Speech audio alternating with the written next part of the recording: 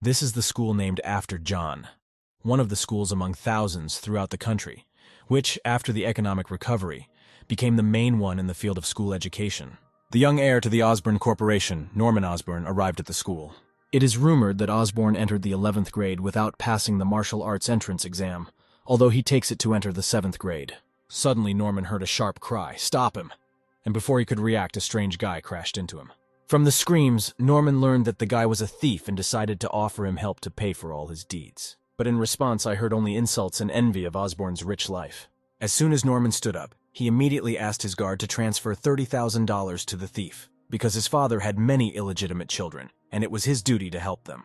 2 years have passed. Norman has lost all his money and his main place in the Osborne family, and is now trying to persuade the director to accept him into a special martial arts school. Suddenly the same thief came to Norman. Only this time he was dressed in an expensive peach-colored three-piece suit and walked with guards, as our hero had done before.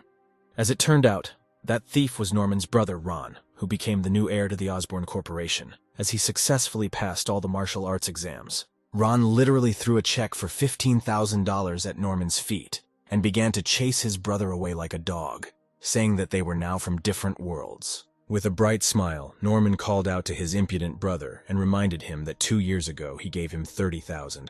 But if Ron didn't have the rest yet, then he could wait. Ron, enraged by Norman's words, threw a crumpled check for another $15,000 at his brother, but the hero calmly caught it and said goodbye to Ron with the same brightest smile. Norman sat and talked about his life, trying not to show that a storm was raging. Suddenly, the taxi driver distracted the hero from his thoughts with questions about Norman's life, as he noticed that he was leaving the Ian school. After a short dialogue in which Norman complained that he never became a pro at school, the taxi driver tried to cheer up the hero, because Norman knows at least something in martial arts. Their conversation was abruptly interrupted by a message about a criminal with a second level of martial arts on the radio. Frightened by this news, Norman begins to talk about the structure of their world. After the economic downturn 50 years ago, the government began to support martial artists as they helped the country get out of the economic hole. Physical fitness is the lowest level in the field of body conditioning, which is divided into 9 levels, each of which can increase physical strength. Each body hardening increases the level, so practice and martial arts are complementary, although high-level skills are forbidden to be studied independently. The criminal who was mentioned in the news has a second level of physical fitness, that he has mastered martial arts, unlike the main character. Suddenly, Norman's thoughts about the events were interrupted by the fact that the trip came to an end, and they arrived at the mansion that Norman had inherited from his mother. Approaching the entrance to the house, our hero again indulges in reasoning that without a talent for martial arts, his family abandoned him.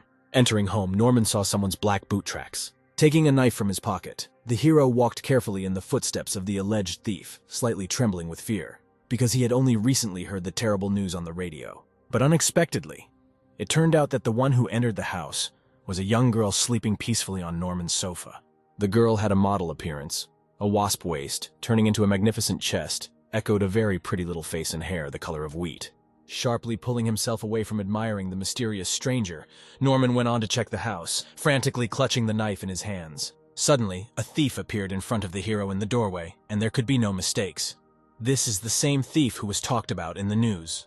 Immediately, the thief began to threaten Norman, holding a knife in his hands, which felt larger than our hero's. After beating the main character, the thief took all the money given to Norman from his father, saying that with this money, he can finally leave the city. Having tied the hero with a rope to a chair, the thief left, saying that if the checks were not valid, he would return and kill Ron. Bleeding after the beating, all battered, Norman reasoned that in this world without power, people like him could only be killed, and that the thief would return to finish what he started. But suddenly the main character received a notification starting the donation system. Norman, not understanding where the voice was coming from, frantically began to search with his head for the source. Suddenly, he heard an unknown voice again. The purpose of the system is the development and production of chi in the object. Still not understanding anything, Norman raised his head and began asking questions into the void. System. What's happening? You're in my head. The robotic voice confirmed its location. Norman's mind, then Norman asked where this system came from. Unfortunately, the system responded that this information was missing and that the system was directly related to the spirit of excellence. As Norman found out, the system was in passive mode all the time and absorbed his energy all the time, preventing the hero from developing his skills, which Norman naturally was not happy about. The advantage of the system is that with the help of physical goods, the owner can develop his skills. Any material goods for developing skills can be suitable: coins, banknotes, credit card money, precious metals. Norman was very angry that the system did not start 2 years ago, since the prices are very high for his current position.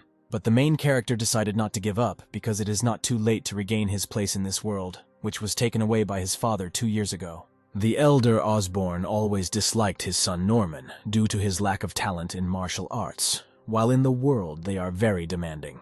Everyone thought that Norman was an ordinary child who ate and expected to die. Because the hero understood that he did not have talent, he pretended that he was indifferent, deceiving himself with this. He tried his best to resist himself every day. He trained without rest in martial arts. But one day his guard told him terrible news that turned Norman's life upside down. Once and for all, his brother was able to reach the first level of mastery. As soon as his father found out about this, he was merciless towards Norman and threw him out of the family without flinching.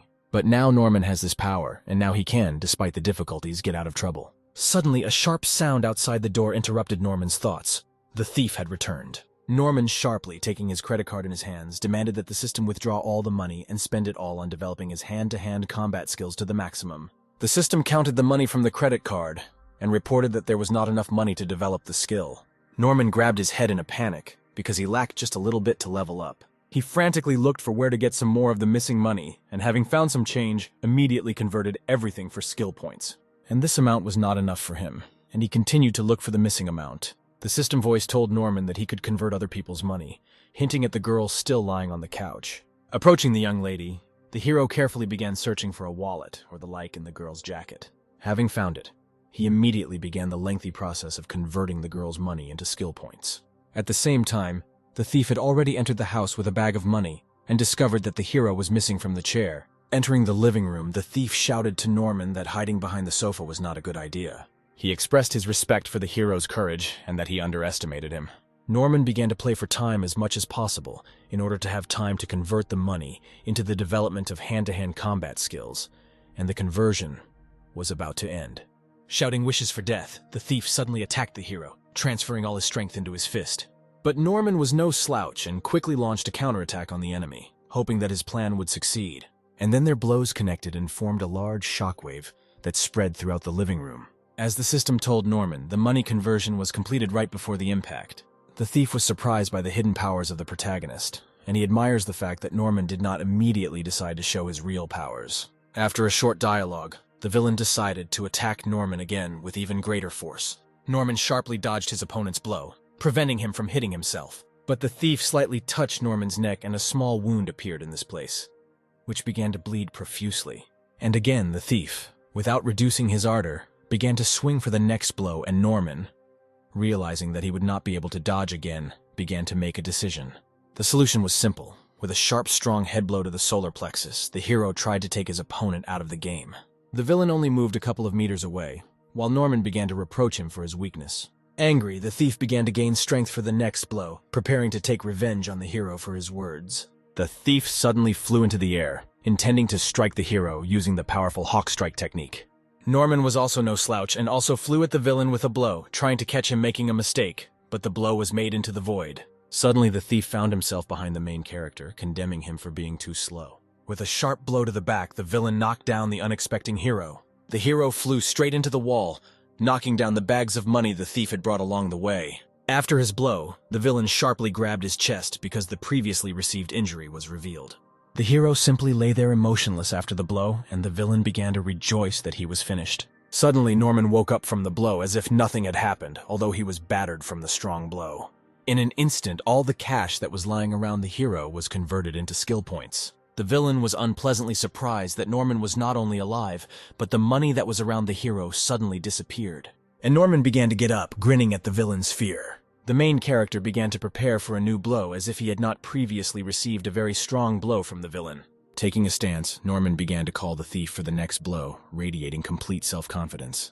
Suddenly the girl, who had been sleeping on the sofa throughout the fight, woke up, and the first thing she did was look in the direction of the active actions. The villain suddenly flew at Norman with the intention of finishing off the main character, because he fell for the main character's beckoning. The girl, seeing all this, shouted to Norman to be careful. The hero himself began to prepare to strike the villain, taking the necessary stance, transferring all his strength into his fist. The villain just grins, because Norman is not going to defend himself, and boasts that the hero cannot compare with the speed of his technique. But then Norman dealt a sharp and precise blow to the villain's heart. The blow, with its force, seemed to pierce through the thief's body, and a bright luminous mark from the blow appeared on his back. The villain fell dead to the floor with a mark from the blow, and finally the battle was over with Norman's victory, and you can rest. The girl's name, as it turned out, was Nola, and she was very grateful to Norman for his action in saving her life. Norman in turn offered to return the help in the form of money, but if they don't have it, then they can come up with something later. Suddenly, Norman felt a sharp pain and weakness in his body and collapsed on the floor in front of Nola. As Nola ran up, Norman abruptly grabbed her by the shoulders and said that he knew how she could repay her. As it turned out, developing the body with the help of a donation system still eats up the strength from the body, as if a lot of training had been done without breaks. Norm had not eaten so much for a long time. He was pleased with the large amount of food that he had brought into himself. After a snack, Norm decided to check the body of the already killed thief, because who knows if he was still breathing, and at the same time asked Nola to call the cops. While Nola went to make the call, Norman began searching the body for any loot, just like in video games. Unfortunately, Norman found only a booklet on how to use the hawk strike technique. Norm decided to find out from the system why he was so hungry, because he was not warned about this. The system explained that when a hero's existing skills are sharply upgraded, the corresponding compensation in the form of strength and energy is taken away. Therefore, if pumping too quickly without replenishment, there is if not a 0 probability of death, and Norman will have to come up with something. After receiving all the new information, Norm began to wonder what he should do with the corpse. Suddenly, another wall broke in front of the main character, interrupting his thoughts. It turns out that it was the armed police who came after Nola's call. Returning to the living room, Nola told Norman that she had already called the police and they should arrive soon. To her surprise, she saw Norm surrounded by security forces, and the hero himself sarcastically replied that he already understood. At the police office, the head of the police station approached the couple with an apology. He also added that the government highly appreciates Norm's help in capturing a dangerous criminal who killed many people. The head also said that for such actions there is a reward in the form of a medal for courage and $1,390 in cash. Norman decided to put pressure on Pity and began to ask for more money because he almost died, and if Norm had not stopped him, more people would have suffered. The head naturally doubted the hero's words. But Norman did not back down and pressed as much pity as possible, even taking the head's hands into his own. The head muttered that the hero was too mercantile, said that he would find out if it would be possible to increase the monetary reward. After a conversation with the hero, he switched to Nola and began to apologize for the poor work of the police and asked for help, but Nola refused. The head directly insisted on accepting their help, because he felt guilty for the events that happened to the girl. Nola, looking at the smiling Norm, decided to also ask for an increase in her monetary reward. The head, trying not to show it, was indignant in his head at the commercialism of our heroes, but still made concessions. After leaving the police station and receiving the reward, Norman found out why Nola was still pursuing him. As it turned out, Nola wanted to return the money that Norm took, and naturally Norman was outraged because he saved her. Suddenly, their dialogue was interrupted by a call from the protagonist's phone from Gal. Gal, Norman's former assistant, informed him that his brother would soon have a party and it would be advisable for Norman to come and kneel in front of his brother. Norman just grinned and reminded that Gal had not been working for him for a long time, and he did not have to help our hero, and then hung up the call. Nola decided to find out who it was that called, to which Norm replied that it was just his ex-friend. Then Norman abruptly offered Nola a job as his assistant because the girl really needed money. Nola immediately set boundaries that she would not do anything illegal, to which Norm replied that he just needed information about something and nothing more. The next day, Nola was already waiting for the hero at the meeting place, fearing that Norman had deceived her. But then Norman himself came and dispelled all the girl's fears, and also apologized for being late. Nola asked Norman where they should go, but after the answer that they had come, her eyes widened. It turns out that the luxurious mansion where they were standing belongs to Norman's family. Naturally, Norman couldn't help but boast that he was from a rich family, although Nola was skeptical about this. Without listening to the girl's sarcasm, Norm immediately went to the mansion grounds. At the same time, guests are gradually gathering at the Osborne mansion for the party of Harry, Norman's brother. 3 guests discuss the latest rumors while standing on the lawn and drinking expensive wine. Almost at the beginning, another guest arrived, a beautiful woman in a dress with a space pattern, with a gradient from blue to white. The greeter only snorted at the guest, because she walked by and didn't even pay attention to him. We return again to our heroes, who are standing behind a tree, discussing a plan of action.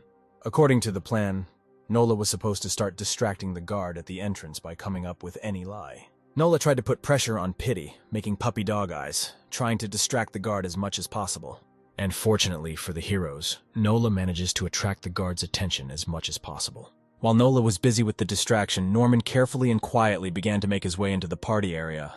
Once on the territory of the mansion, the hero began to indulge in memories of how he walked and lived here 2 years ago. And at this time, Henry was already appearing on stage, and the guests gradually turned their gaze to him. Approaching the microphone, Henry began to greet all the guests at the party, telling all the latest news from the Osborne family. That same woman named Rena turned out to be a member of another Parker family with whom they planned to collaborate. Suddenly, after the words about cooperation, all eyes were focused on Mrs. Rena. Her assistant approached her and began to calm her down and hint that she should answer Henry something. Suddenly, from behind her, someone sharply called out to Henry in a very familiar voice. Henry, frightened by the sharp cry of his voice, began to look at the guests with a frightened look. And finally, the gaze found a familiar figure, whose face was covered with a hood. Suddenly, Henry recognized the man in the hood, and along with Henry, Rena also recognized the guy. It was Norman, Henry's older brother and our main character. Norm started greeting Henry and saying that he really missed his brother. Suddenly, the guards started running towards Norman, intending to catch him and throw him out the door. Trying to escape from the guards, the hero jumped onto the common table. But things didn't go according to plan. Security began to surround the table in an attempt to catch Norman.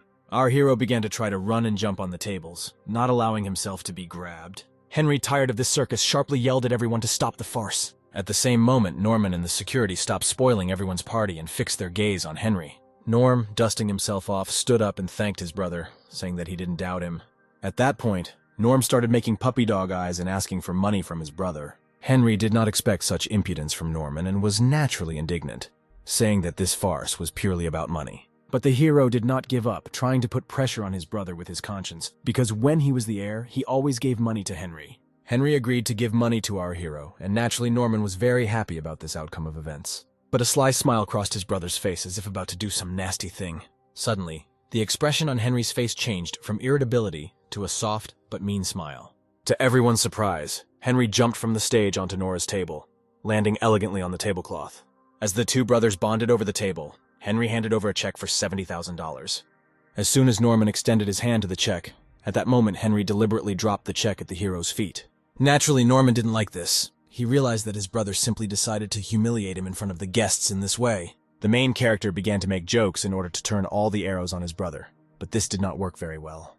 Norm realized that the plan to change the hands would not work, and saying that he was not proud, began to bend over to pick up the check. After the hero straightened up, Henry put his hand on his shoulder and began to wail that he hoped they would not be enemies. At the same moment, as soon as Henry finished speaking, he pressed Norm's hand so hard that the table underneath them broke. And he decided to just laugh it off that he wanted to make the massage simple because he saw Norman's weak body. The hero decided not to pay much attention to his brother's jokes and began to laugh it off in response. Putting the check in his pocket, Norman decided to quickly leave the party before things got worse. Henry himself, returning to the stage, ordered Norman to be released quietly and the tables replaced. In his thoughts, Henry laughed at the hero because he deliberately put pressure on his shoulder to weaken the hero. But he did not understand this. Coming out of the mansion, Norman began to be indignant in his thoughts at what a strong blow his brother had. But everything is already behind him and he doesn't need to worry because he got the money he needed for pumping. Suddenly, he was called out by Nola, who was already frozen in anticipation of the main character. As soon as Nola received her share of the money, she immediately began to admire Norman and apologize for her mistrust. Walking home, the girl again reminded the hero of his duty, and their way home was full of arguments about money. The next day at the Yan school, qualifying for elite martial arts classes was actively taking place. In the ring were teacher Ran himself and a middle school student who, apparently, had already begun to run out of steam. And so the student decided to strike again, hoping to hit the teacher, but Ran was too fast. The teacher, with a sharp movement of his leg, hit the student's stomach with such force that he sent him flying. The disciple was nailed to the wall and was about to give up his last breath, indicating that he would no longer be able to fight. Principal Yang and his deputy Ran sat on the judge's bench, looking at the teacher disapprovingly. It turns out that these are new rules, since previously the students had to fight each other. But after the situation with bribes, they abandoned this. At this time, the territory guard was sleeping peacefully until he heard a strange noise next to his booth. It turns out that it was Norman who was trying to sneak through the fence to get into the school. But he did not notice a branch under his foot, which crunched very loudly. The guard abruptly ran out of the beach, indignant at who was playing truant again. But next to the booth was the same girl from the party, Rena, who was just standing against the wall. Rena tried to distract the guard so that Norman would not be noticed and kicked out of the territory. After the maneuver, Norm thanked the girl for saving him from the guard and learned how he could return the favor. Rena only asked why Norman was trying to get into the school and, having learned that he wanted to go to the qualifying rounds, reminded the hero of the new rules. Having parted ways, Norman hoped that he would be able to return the favor to the girl, because this was not the first time she had helped him out. At this time, Rand found out who would be his next sparring partner, and would try his luck to get into the elite class. Realizing that apparently there would be no one else, he began to accuse the new course of weakness and indecision. But his attention was attracted by a sharp cry, which said that he was next in line. It was Norman who walked through the classroom doors, preparing to duel with the teacher. At Ian's school, the hero's name was often mentioned because he was the worst student in history. The director wanted to kill the main character then, but unfortunately the rules did not allow it. Norman extended his hand upward, reminding him that he would like to try his luck in the ring and get into the elite class. The director, remembering how Norman paid bribes to get into school, was against the hero entering the ring. Ian almost started yelling at the main character to get lost and not even try to do anything again. The teacher, on the contrary, was serious about Norman because he had been waiting for this moment for a long time to kick the hero's ass. Having calmed down, the director decided to clarify why the hero came to school, because he had studied for a long time. Having learned that Norman was here to participate in the qualifiers, the director again began to drive away the main character with shouts. Norm calmly hinted to Ian that, according to school regulations, he had the right to try out for the qualifiers. Their dialogue was interrupted by teacher Ran, who stood up for Norman and said that he should participate. He began to say that he had heard about Norman's misdeeds a long time ago, and that he would not be able to fool everyone again. He wanted to make it clear to the hero that he is just trash who can only use his money. And the crowd of students, realizing what was about to happen, began to whisper, asking if the teacher would beat the hero to death. Because of Ran's words, Norm decided to propose a bet to confirm his intentions. After all, if a teacher looks down on rich kids, then they should bet money. If Norman passes, he will receive $1,500 from the teacher, and if he loses, he will transfer $15,000 to Rand's account. To confirm the seriousness of his intentions, the hero showed the teacher his credit card. The director naturally was dissatisfied with this situation, because betting is prohibited on school grounds. Rand, interrupting the director, said that he could not refuse a student if he offered a bet. After all, this is a matter of honor since he is a teacher and Norman is his student. Deputy Ron reminded Director Yang of Ron's character, and that he himself knew that Ron wouldn't give up easily. Ran only promised that he would not kill the hero, and that after that he was ready to accept any punishment. Norman, entering the ring, promised that he would be responsible for his actions. Among the crowd, Rena watched the teacher and the hero and recognized Norman's style, namely causing a big commotion. In the ring, two participants stood ready for battle, a former student of the school and our hero. Norman and the teacher of the elite classes ran. After the countdown, the referee lowered his hand, indicating the start of the fight between two people. The teacher, without hesitating for a second, immediately began to use the 1,000-flower Buddha technique. On the judge's bench, the deputy began to say that the Buddha flower technique was to create the illusion of multiple hands. Norman tried to read the teacher's movements, watching carefully with his eyes. And fortunately for the hero, he was able to block the blow delivered by Ran, saying that it was useless. Norm began to laugh at the teacher, escalating the situation in the ring, waiting for the next blow. Angered, Ran decided to strike next, putting all his strength into his fists. The judges again began to discuss the new technique because, unlike flowers, the monkey punch technique is designed for strength. At this time, the teacher was already flying at full speed with a blow at Norman, hoping to defeat him with one blow. The hero began to come up with a strategy to withstand the strong blow of the teacher. With a quick movement, Norman grabbed the teacher's hand, trying to interrupt the attack. With a sharp movement, the hero sent the teacher to the floor, parrying the blow. Everyone was surprised by this outcome of events. Even the judges stirred in amazement. Norman, almost exhausted, shook himself off and lamented to Rand that he had underestimated him. That in addition to joining the elite class, he is here to prove that all members of the Osborne family are honest and strong people. At the end of his remarks, Norman demanded that the most powerful technique be used against him. Rand responded by asking forgiveness for his prejudices and agreeing to use his strongest move. Director Yang was more outraged than ever by this turn of events, since Rand could have killed the student. But at the same moment, the director was interrupted by Deputy Ron, reminding him that they were paying the entire salary to the teacher's wife. While the judges were talking, Ron had already jumped on Norman with another kick. Suddenly, the hero managed to escape from under the teacher, which surprised everyone. Finding himself behind the teacher, Norm said that Teacher Ron pretty much scared him, but thank God he managed to react quickly. Ran was outraged by this outcome of events, as he hoped that Norm would take the blow. The hero went to check with the judge whether he passed the qualifying rounds since he withstood 3 blows. The teacher began to directly attack Norman because he said that he would not shy away. What followed was nothing but insults and demands to take another blow. Norman agreed, but on the condition that the winning amount rises from $1,500 to $15,000. Suddenly, Director Yang intervened between them, saying that, according to the rules, the hero goes to the elite class, since he withstood 3 blows from the teacher. But because Norman and Teacher Ran broke the rules, the fine will be deducted from the winnings, which Norm began to resent. To which Yang reminded the hero that it was better for him to give in, since Ran would be his teacher. After talking with the director, the teacher approached Norm and asked him to tell him the account, where to send him the money. When leaving, he only said that he would take care of the main character after the start of the school year. The next day at the Jan school, walking into a new classroom, Norman almost fell into a trap with a bucket of water set by the students. Walking through the class, the hero heard condemnation from everyone in his back, saying that he had unfairly defeated the teacher. Having tried to sit at his desk, he saw that there was no seat on the chair. Apparently, his classmates also tried to fix this. As a result, he sat down with his old friend Rena, who was the only one who did not judge him. Rena told the hero not to worry and that she was also an outcast in the class. As class began, they shook hands to celebrate Norman's acceptance into the elite class. At the end of the day, the main character fell exhausted on his sofa, saying how tired he was. At school, the teacher put in a lot of homework because the hero missed a lot and now has to catch up with the program. Norman, like a true diligent student, promised that he would do all his homework, grabbing a mountain of textbooks in his hands. But at home, as Norm began unpacking his textbooks from his briefcase, he wondered how he could cope with all this. He was distracted by an unexpected knock on the door, and naturally the hero went to find out who could come at such a late hour. Suddenly, his recent acquaintance Nola ran into the hero's house and asked him for refuge. The hero tried to find out who she was running from, but the girl had already hidden behind the wall and asked not to talk about her.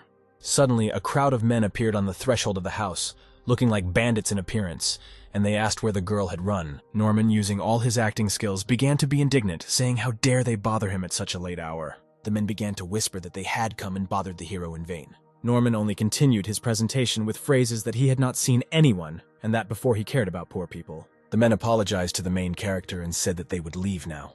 As they were leaving, the bandits discussed that they needed to break through Norm and find out who he was and what he was doing, since they saw Nola run into the hero's home. Meanwhile, Norman calmly closed the door, glad that the performance ended successfully. Turning his head towards Nola, he asked with a serious look what those men wanted from the girl. As it turns out, Nola's father often gambled in casinos and spent money to no avail. This time, he owed the casino owners a large sum and decided to run away from the city, and the bouncers came to Nola's home. Since the girl is the daughter of the debtor, they decided to start demanding money from her.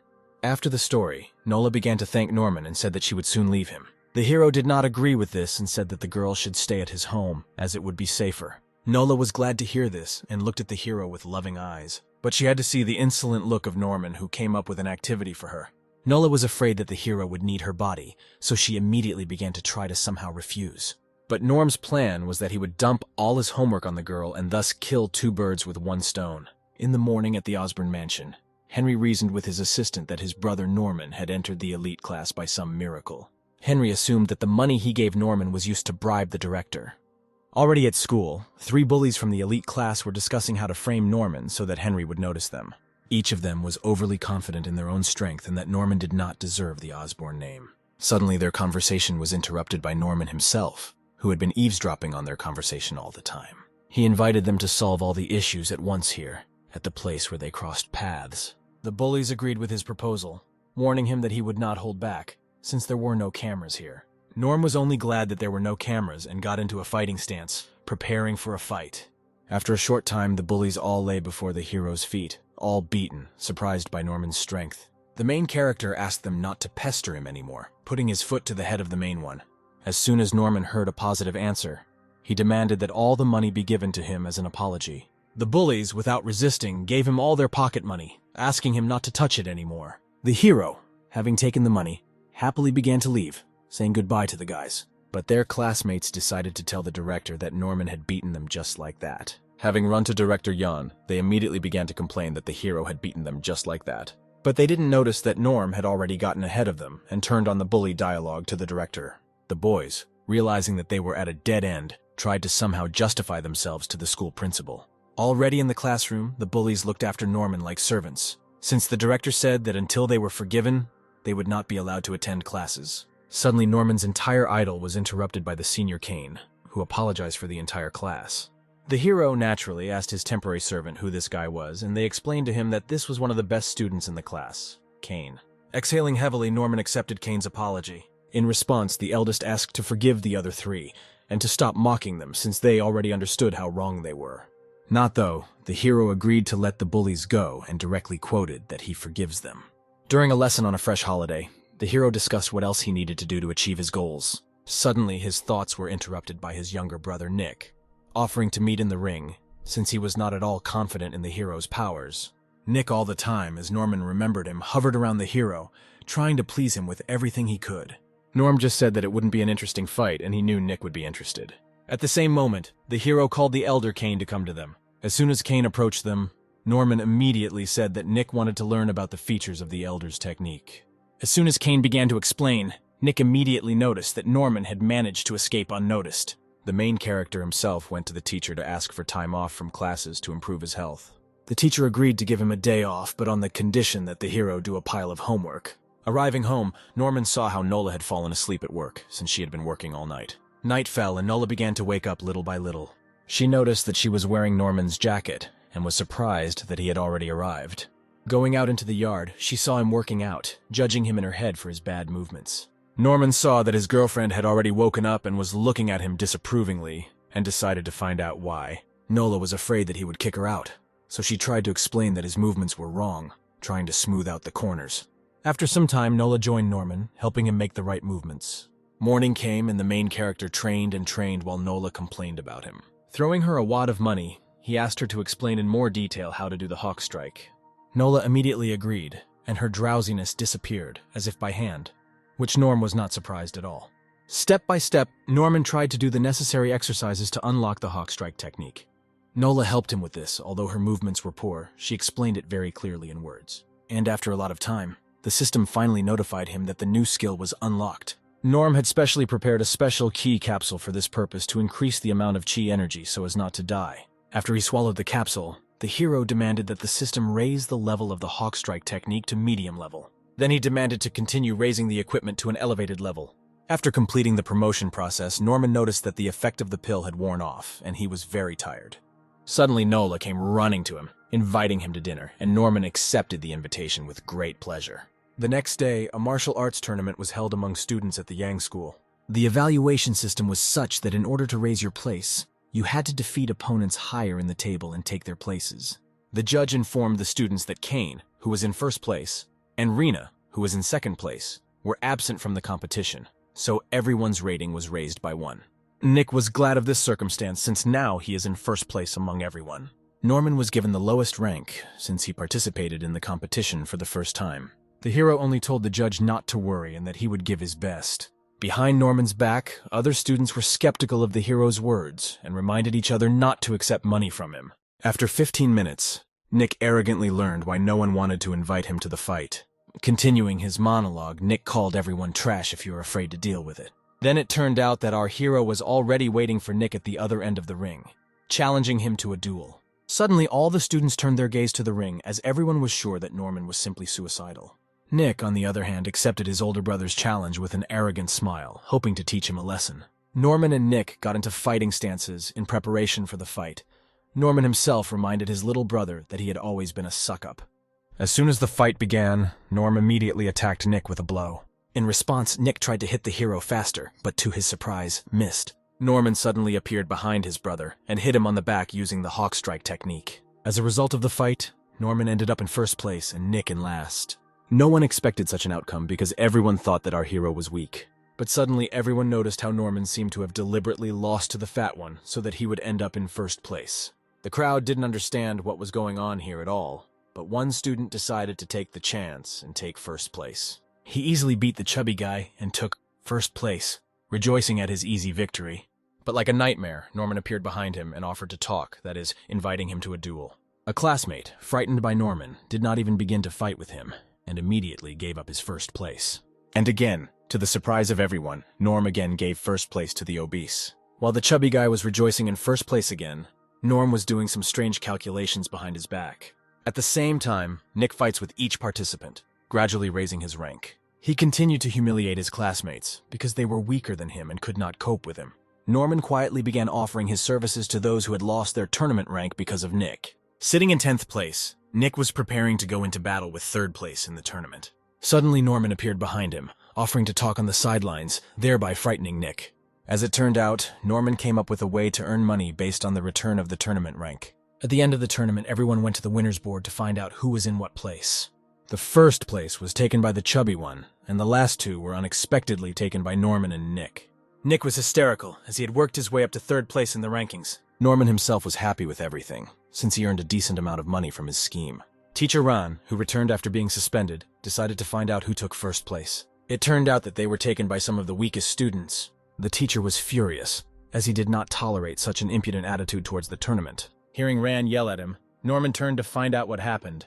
Ran began to attack the hero that he violated the rules of the tournament and helped others climb the rankings for money. Norman tried to justify himself because this was the only way he was trying to get along with his classmates and raise morale. Ran, gritting his teeth, threatened the hero that this was his last such prank, and he would not allow the situation to repeat itself. 2 days later, a plump guy approached Norman and began to thank the main character, because he was able to invite a beautiful girl due to his rating. As gratitude, the hero was given a pill to restore chi energy. Already in class, Norman was thinking about new ways to earn money, because he did not want to anger teacher Run anymore. Suddenly his thoughts were interrupted by the arrival of the elder Kane, who strongly condemned the hero for his action. Norman tried to stand up for himself, saying that it was none of Kane's business and that he should stay out of it. The elder decided to call our hero to fight in order to teach him how not to act. Reluctant to fight, Norman began to apologize to Kane and say that this would not happen again. But the elder was determined to show the hero a lesson, so he offered to bet on money. Of course, our hero, due to his greed, could not resist the challenge and agreed to the bet. Rena, sitting under the shade of a tree outside the school, felt that something was wrong. Already in the ring, the opponents greeted each other. Immediately after the start of the fight, Norman rushed at Kane with a strong blow, hoping to win without wasting much strength. But Kane, to the surprise of our hero, was able to block the blow without shaking too much. As it turned out, the elder used the reflection barrier technique, which blocked any enemy strike. Norman, realizing what he had gotten himself into, tried to come up with options on how to defeat Kane as quickly as possible. Suddenly, Rena came to the arena, trying to find out what happened, which is why all the fuss was going on. Kane was immediately distracted from the fight and asked Rena to leave because he was secretly in love with her. Norman quickly realized this and decided to act immediately while Kane was distracted. Shouting that he would strike, he immediately nailed the elder to the floor using the hawk strike technique. Rejoicing in his victory, Norman turned away from his opponent and struck a stylish pose. Naturally, the public did not like Norman's dirty tricks and showered him with cries of condemnation. Rena understood that if she had not come now, Kane would not have lost. At this time, at the extortionist base, the leader found information about Norman. After discussing with their employee, they came to the conclusion that this should be reported to their main boss. At the other end of the city, Herman, the head of all extortionists, interrupted his lunch, giving him information about our main character. Previously, chaos reigned in the city's underground market, not to mention violent methods of debt collection, but a black cloak appeared and took control of everything. And now Herman called the Black Cloak to find out what to do with Norman. The cloak allowed him to attack Norman, but he would deal with his family himself, and they would not be a hindrance. Herman was glad to hear this, because it meant the opportunity to get rich big. Cloak in his office was glad that he had a large number of subordinates and could not get his hands dirty. At the same time at school, Kane, approaching Norman, said that the winnings would soon be credited to his account. Our hero decided to find out why the elder, although rich, did not give money in cash. In response, he began to receive a lot of moralizing, which is why he asked me to stop talking. He realized that Kane was strictly taught how to spend money correctly, and, surprisingly, he followed it just as strictly. The elder offered to go to class together, but Norman refused, since he had already asked to go home. In the classroom itself, Teacher Rand was so furious that he even broke the chalk on the blackboard. After all, Norman did not show up for class, which added even more gasoline to the hatred towards him. In parallel with all the events, Nola returned home, allegedly greeting Norman. But in fact, Rena came to the hero's house to discuss a couple of matters and find out how things were going. Before the girls had time to meet each other, they heard the door to the house being broken down. These were people sent by Herman to lure money out of Norman. Rena, as a student of an elite martial arts class, was the first to attack the bandits, knocking out one at first with one blow. And then with a second blow, she instantly knocked out the second one. Suddenly, the leader of this trio came at her, saying that he should not have underestimated her. But adding that she could not cope with him, he attacked her with eyes full of rage. While the fight was taking place at his home, while waiting for funds to arrive, Norman played on the arcade machines. As it turned out, Kane also went with him and continued to lecture him, saying that this was impossible, that he had to go to lessons. They were interrupted by a sharp call from the home phone to Norman, who thought it was Nola, who had already arrived home, calling. But this was the same leader who reported that he had captured his 2 girlfriends, and that a ransom was awaiting them. The villain warned that if the hero did not come soon with the required amount, then his girlfriends would die. Norman tried to pretend that he didn't know them and had no idea who he was talking about. After showing off his acting skills, Norman hung up, much to the surprise of the bandit leader.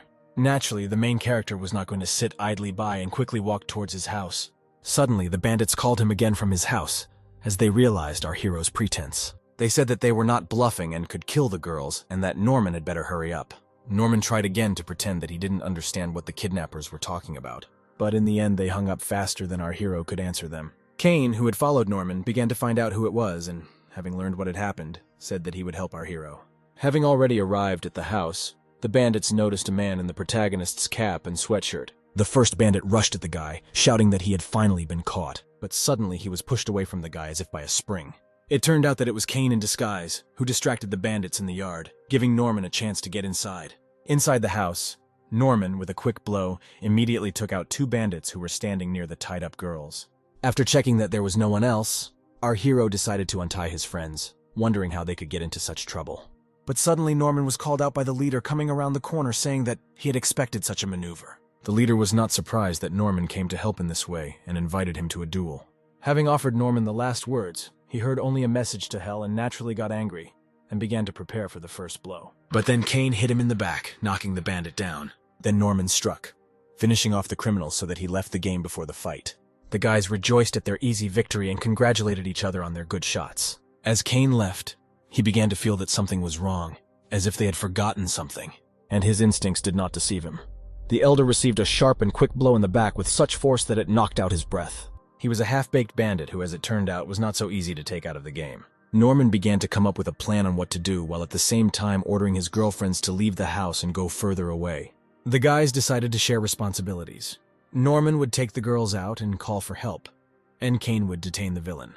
Very angry, the elder used the barrier technique to the maximum, giving his friends time to leave. But the bandit easily breaks through the elder's defense, hitting him in the stomach. And so Kane fell again, the criminal thinking that everything was over with him went after the escaped trio. But it's not that simple. Kane didn't want to just give up and grabbed his opponent's leg in an attempt to slow him down. Out of anger, the villain kicked the older man in the head with all his might, trying to finish him off. Despite the fact that Kane was already bleeding all over, he still tried to somehow apprehend the criminal. The bandit wanted to finish off the elder when he heard someone enter the house. It was Norman who thanked Kane for his efforts and that he could rest easy now. Afterwards, he himself challenged the bandit to a fight because he was the reinforcement that he called. The criminal only laughed at the main character because he knew that he became famous for his inability to develop in martial arts. Norman was angry at the hypocrisy and at the fact that the bandit had maimed his friend and threatened his girlfriends. From childhood, the main character was prepared to become the heir to the Osborne Corporation. His father taught him that no matter the situation, he, as an heir, must be able to calculate everything before acting. This advice helped him even when he was kicked out of his family so as not to get divorced. Accurate calculation can bring maximum benefits in life. And even now, Norman began to calculate the path to victory, since the bandit was clearly sent to kill the main character. Norman thought that sometimes it is better to do something, even if the probability of success is close to 0, than to run away and regret it for the rest of his life. The main character easily dodged the enemy's blows, since due to his rage, the accuracy of the villain's blows decreased. Norman quickly calculated his every move, and the villain was surprised at how fast the main character was. Suddenly, our hero jumped from the balcony to the next window, trying to land carefully. But this time the villain was faster and struck straight in the air, knocking the hero off course. Norman was thrown onto a bookcase in the library, scattering all the books around him. Suddenly the main character received a notification about the receipt of funds, and he realized that this was his chance. Norman took the key restoration pill, which made the villain surprised and asked questions of misunderstanding. Taking the phone in one of his hands, Norman began shouting to the system so that all the money should be spent on upgrading the martial art to its full level. He began the process of ascending to the next level of martial arts proficiency. The villain only grinned because Norman would not be able to withstand a battle with an elevated level anyway. He struck, but to his surprise, the hero managed to block and seize the initiative.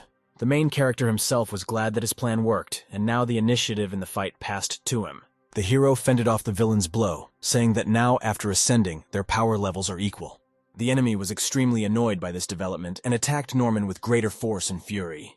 Then their blows connected, creating a flash of light and releasing a wave of air. Norman and the villain were thrown to different sides of the room, while the bandit's hand got stuck in the wall, preventing him from striking.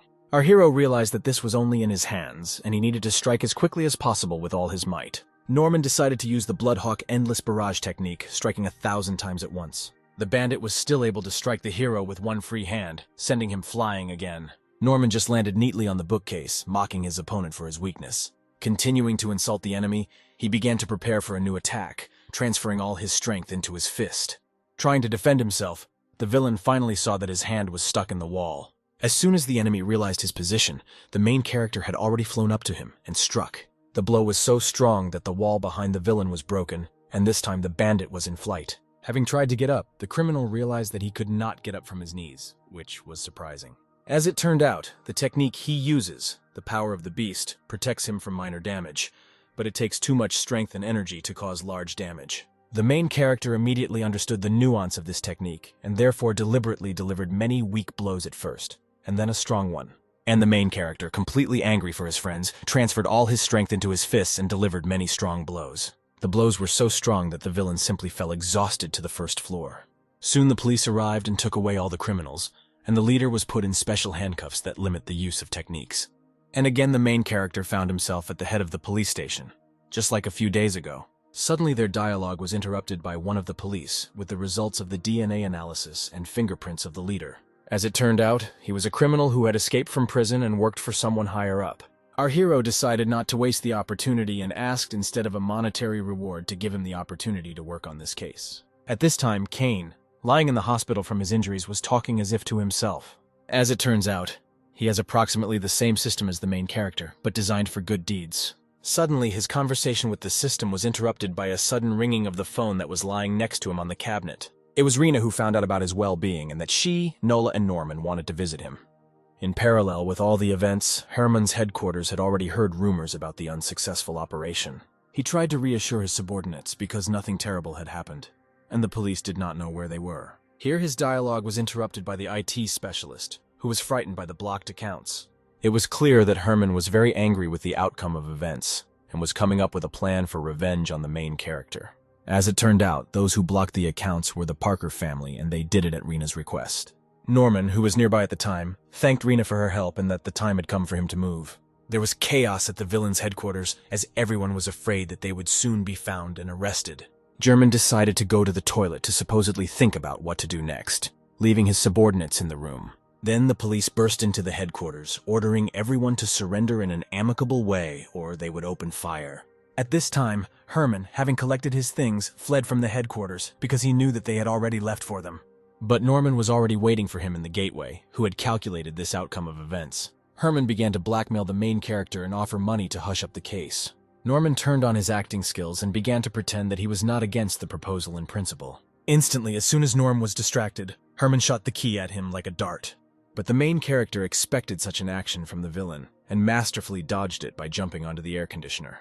At the same moment, police officers and the chief surrounded the alley, ordering Herman to surrender in an amicable way. The police found where the criminal was thanks to the fact that Norman sent a geotag to the head when meeting with Herman. Leaving with the police, Herman whispered to the hero that victory was not yet close, and that he was just a cog in the machine. Already at home, Nola asked Norman how much he earned for capturing criminals. Shifting to an unpleasant topic, the main character asked his friend what job she would earn the most from, and she answered that if she was a nanny. The main character suggested opening a martial arts center, since Nola knows the theory very well, although the level of practice is 0. Nola immediately refused due to her uncertainty, as soon as the main character offered her a teacher's robe. But Norman knew how mercantile his girlfriend was and offered 10% of the center's revenue. After some time, the martial arts center was opened, advertising which was done on the street. As expected, Nola is an excellent teacher due to his knowledge of martial arts theory. A month later, Norman asked Nola, dressed as a maid, to give him a checkbook for his salary. Taking the book, the main character began to collect expenses and profits from the martial arts center. Suddenly, Rena came with not very positive news. They wanted to kick Norman out of school. The main character couldn't believe it because he has official leave, and he does all his homework. As it turns out, Norman broke 13 rules, 3 of which are the most important. Norman was surprised, because they promised to turn a blind eye to him if he did well. And in general, he is not a hooligan and did everything within the law, without crossing the line. Their dialogue was interrupted by Nola, who offered a bottle of water to Rena, but Norman could not wait. To which Rena yelled that she couldn't calmly take a sip of water. Having calmed down and taken a sip from a bottle of water, Rena continued to report that there were no important grounds for exclusion, and that it is obvious that someone is deliberately trying to frame Norman because of recent events. The main character decided to go himself and find out what was the matter together with Rena, leaving Nola in charge in the center. Half a day later, the friends were already returning to the center, while the sun was carefully setting behind the horizon, hidden because of the tall buildings. Suddenly, Rena stopped and began to say that she was very worried about the main character. Norman tried to reassure her that he wouldn't just give up, and those who arranged all this would greatly regret it. Returning to the center, Norman and Rena froze in shock as the door to the center was sealed by the authorities. As Nola said, people from the government came to check the documents, and finding out that they were not there, they sealed the premises and closed the center. Rena instantly found out who set them up. It was a black cloak, which the main character had really annoyed. She said that Herman warned the main character about him when he said that he had gotten involved in all this in vain. Suddenly it dawned on Norman that the cloak was taking revenge on him for swatting his people. Our hero even more decided to deal with all the offenders so that he could live in peace. In the end, he asked Rena to make more connections to find out more about this cloak. At home, Norman lay on the sofa and thought about his next steps, since the end of the war was not planned for any time soon. He also thought about how he could earn money to further improve his skills. Suddenly, Nola returned home with good news, which made the main character immensely happy. The girl came home with books purchased at a discount with various techniques that still needed to be studied. After a long time of studying books, it turned out that most of them were useless. Suddenly, Nola found a normally written book detailing a technique called camouflage. The technique made it possible to change the appearance of body parts at the request of the master. And, in theory, it was possible to completely change your personality and voice. After 15 minutes of reading, I learned that the technique does not require chi energy to learn and use. This arrangement suited Norman, so he quickly grabbed the book from Nola's hands for self-study. He has already come up with the use of this technique, and besides, for pumping, you can do without recovery capsules. Arriving at the bank, Norman decided to take out a loan to upgrade his skills. But unfortunately, a ban was issued in his name, even though the bank approved loans to everyone he met. As soon as Norman told who he was, the bank employee immediately remembered that the director was waiting for him. She apologized and asked to follow the main character to the office of the bank director. Already in the office, Norman was indignant at why he was not approved for a loan, because he could pay everything back. The director offered the hero a loan of $70,000 at a very high interest rate and for 3 months. The main character agreed to these conditions and, getting up from his chair, extended his hand as a sign of agreement. As soon as the director shook Norm's hand, the hero's hand was squeezed with terrifying force. Norman laughed it off, saying that the director was also a practitioner, although he himself knew that he was the right hand of the cloak. As soon as the main character left the office, the director, whose name was Patrick, again discussed the plan to sink Norman. The hero himself, standing outside the bank, threatened to return and get even with Patrick.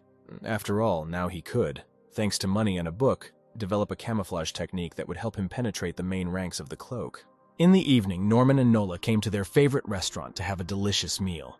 But to the surprise of the main character, the employees closed the restaurant in front of the hero's noses. Nola recalled that the previous time Norman ate almost all the food in this restaurant. Before the couple went out to eat, Norman decided to upgrade his hawk strike technique to the maximum, as money allowed. Before pumping, he took a chi restoration pill, and surprisingly, after the end of the process, Norman had almost no strength left, despite the pill. The vital energy level was so low that the main character was ready to start eating out of the toilet. Returning from the memories to the present, Nola again reminded Norman of duty. Arriving at another restaurant, the main character assured that this time he would pay the bill himself. Nola looked at the hero with suspicion, although she was very hungry. Norman explained that after this she would not owe him anything, because she had already helped him with training in camouflage techniques. After discussing their differences, the heroes began their meal while discussing the next steps of action. 2 days later, Norman finally discovered the camouflage technique, which the system notified him of. Having learned the cost of upgrading this equipment, Norman was saddened by such a high cost. But since he has taken on this task, he must finish it to the end, and he ordered the system to convert all his money into skill points. The pumping was successful. To check this, Norman changed the appearance of his hand and was ready to use it in practice. After a 2-day investigation, Norman learned about the daily routine of Patrick, the bank's director and the Cape's right-hand man. Standing in the way of the director's car in his new guise, he forced him to abruptly stop the car. Naturally, Patrick was angry about this and insulted the main character, whom he did not recognize due to the disguise technique. Patrick began to warn the stranger that he had stood in the way in vain, and these would be his last seconds. Approaching closer, the director offered to say the last words to the stranger before his death. But Norman, under the face of a stranger, was faster and delivered a strong kick. Patrick blocked the main character's blow, although it was difficult to do so. Norman, after the blow, decided to take off his mask, show who he was, and pretended to be Henry. From Patrick's surprise and cry, the main character learned that his brother Henry was the Black Cloak.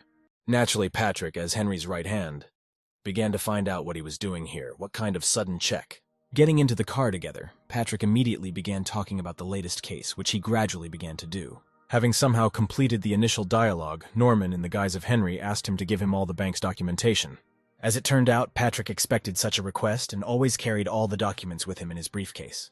Norman gladly took the briefcase, praising Patrick on behalf of Henry. The next step was to give a new task to Patrick, so that he would leave the game without knowing it. The main character demanded to throw out all the devices and destroy the SIM card, go to another city, and get a job as an ordinary builder. Patrick was glad to have such an important task, so that same day he began a new task, flying on an airplane. After that, Norman changed his appearance to Patrick and came to the bank. Entering the main office, the main character began to look around in search of something valuable. Before the whole process, he called the secretary and asked not to enter or let anyone into the office for 2 hours. The hero noticed a safe with jewelry in the corner of the office, which was successfully opened. Realizing that the money would take a long time to convert, he took the packet and began the process. After some time, strange sounds began to be heard from the office, as if someone was breaking something. As it turns out, it was Norman who broke all the data. 2 things, all the documents in order to ruin the bank, while keeping the camera and flash drive to record a video message on behalf of Patrick. In Henry's office, the original Henry himself watched the message from the false Patrick about all the criminal operations and the declassification of the name of the Black Cloak. Together with him, the assistant watched this appeal, trying not to show fear until the last moment. After the video ended, the assistant turned to Henry, asking what he would do next and what steps he would take. Without answering his assistant, Norman's brother called his gangsters and tried to find out where Patrick himself was. Unfortunately for him, Patrick suddenly disappeared somewhere, and because of this, Henry demanded that Patrick's corpse be brought to him within 3 months. Patrick himself did not know at all what was happening in the capital and was carrying out a false order from Norman. The next morning, Norman talked about recent events while practicing his techniques. He rejoiced at how he developed his skills in a short time after opening the donation system. Having learned the price for the subsequent upgrade of the Hawk Strike technique, the main character exhaled heavily. Taking out a pack of Chi restoration pills, Norman ordered his system to increase the Hawk Strike to maximum. The process had begun, development was taking place, and in the eyes of the hero there was rage from the granted power. In the end, he decided to try the blow on a cobblestone, and to his surprise, the cobblestone simply cracked from the force of the blow.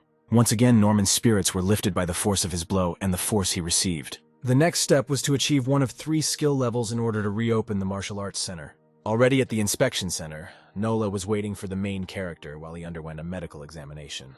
The doctor, after the examination, told Norman that his heart density level was average and he was allowed to take the exam. Leaving the doctor's office joyfully, Norman took great pleasure in telling Nola what would happen next. The next step was to obtain Mastery Category E1. Their dialogue was interrupted by a strange man who walked past them as if he was eavesdropping. At this time, Henry and his accomplice, Artie, were quietly drinking in a street eatery. They discussed the latest events of the bank's closure and Henry's declassification. Suddenly, their pleasant dialogue was interrupted by a call on Artie's phone from one of his assistants. As it turned out, his people found out that Norman was planning to take E alone, which Henry was extremely surprised by. Henry didn't understand how he was allowed in, since even gifted practitioners couldn't reach that level of skill.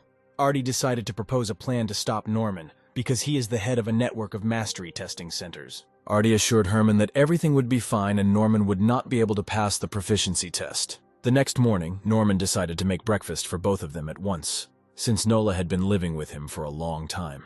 As it turned out, from a short dialogue, the main character may have mixed up the exam dates. In the examination center, one after another, those who wanted to pass the exam flew out of the ring. The judges sat and wondered where our main character was because today he was supposed to come. And so the hero and his girlfriend stood near the doors to the center. Artie, sitting on the judge's stand, asked his henchman where Norman was. He was indignant at how it was possible to be so late, because he had hired a very strong and unbalanced examiner as practice for the exam. And so the main character opens the large doors to the center to take the mastery exam. But suddenly it's not Norman who comes into the center, but some other guy who was late for the change. Artie was very annoyed by this turn, because the costs were too high and went nowhere. Then he sensed a catch and with a shout sent one of his assistants to check where Norman was renting. As it turned out, the main character specifically took the exam in another city because he suspected fraud.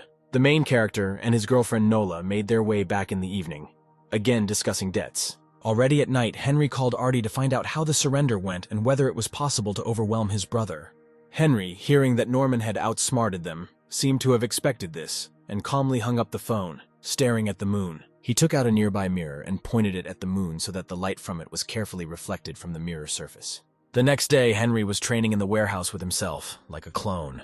The sounds of blows and screams from Henry's training could be heard throughout the warehouse. As it turned out, it was not a clone of Henry, but a special training robot that completely replicates the original person. 2 years ago, Henry was nothing more than a useless practitioner who was constantly bullied. But at one point, everything changed, and he suddenly became a martial arts genius, replacing the heir. This all happened thanks to the heavenly exchange system, which made it possible to exchange jewelry for various rare things. Some of these things are more significant and have different magical effects. Parallel to his monologue, he held a deactivated training android. After a while, Henry knocked on his father's office as he called him to talk. The father, having learned about the situation with the bank and the disclosure of his identity, scolded Henry. The old man understood that Henry was in this way trying to take power in the Osborne family, and out of anger hit him on the cheek with his cane. After which he ordered Henry to send an invitation to Norman back to the family. There were guests in Norman's house, namely a messenger from his father, who called him back home. Norman doubted the sincerity of this invitation, because the old man always thought only of the benefit of the family. And yet, the main character agreed to come to his father's mansion, understanding what would happen there. As soon as the guest left, Norman lay down on the sofa and began to talk about his father. In the old man's heart, there was only the status of family, although perhaps there were still traces of his father's love in his heart. When Nola asked why he was returning to the family then, Norman, with full eyes of rage, replied that he did not want Henry to become the heir. The next day, a large crowd gathered at the Osborne mansion to celebrate Norman's return to the family. The trio stood out separately, led by a director who was too young. They discussed how good it was that the Osborne company had gotten rid of the old directors.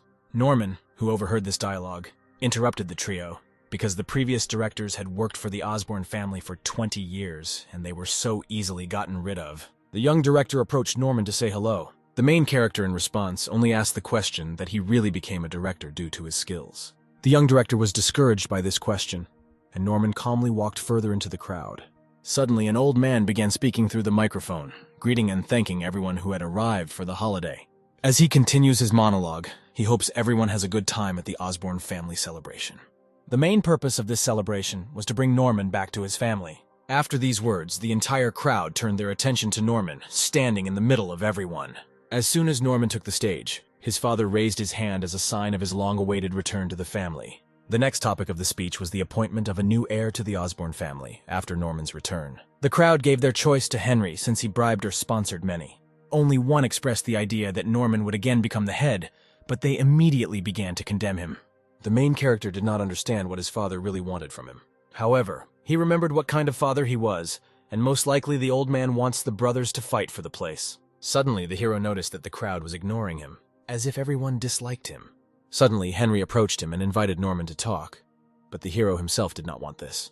Henry insisted, because he was interested in how it happened that Norman developed so quickly in martial arts. Arriving in a separate room, Norman tried to lie as best as possible and hide the real reason for receiving powers. Suddenly, he was attracted by the commotion in the courtyard. The crowd was shouting that Norman was a murderer due to an incomprehensible situation. As soon as the main character was distracted, Henry decided to strike him, as if he was deliberately waiting for the moment. But Norman managed to catch his brother's fist and began to demand that he explain what was happening. Suddenly, an angry crowd burst into the room, wanting to tear Norman apart because of the murder of the old man. The crowd accused the main character of deciding to kill his father out of a sense of revenge, and that he killed him in front of everyone, without hiding at all. Norman couldn't believe it. Couldn't believe that the old man was dead, because despite everything, he appreciated him.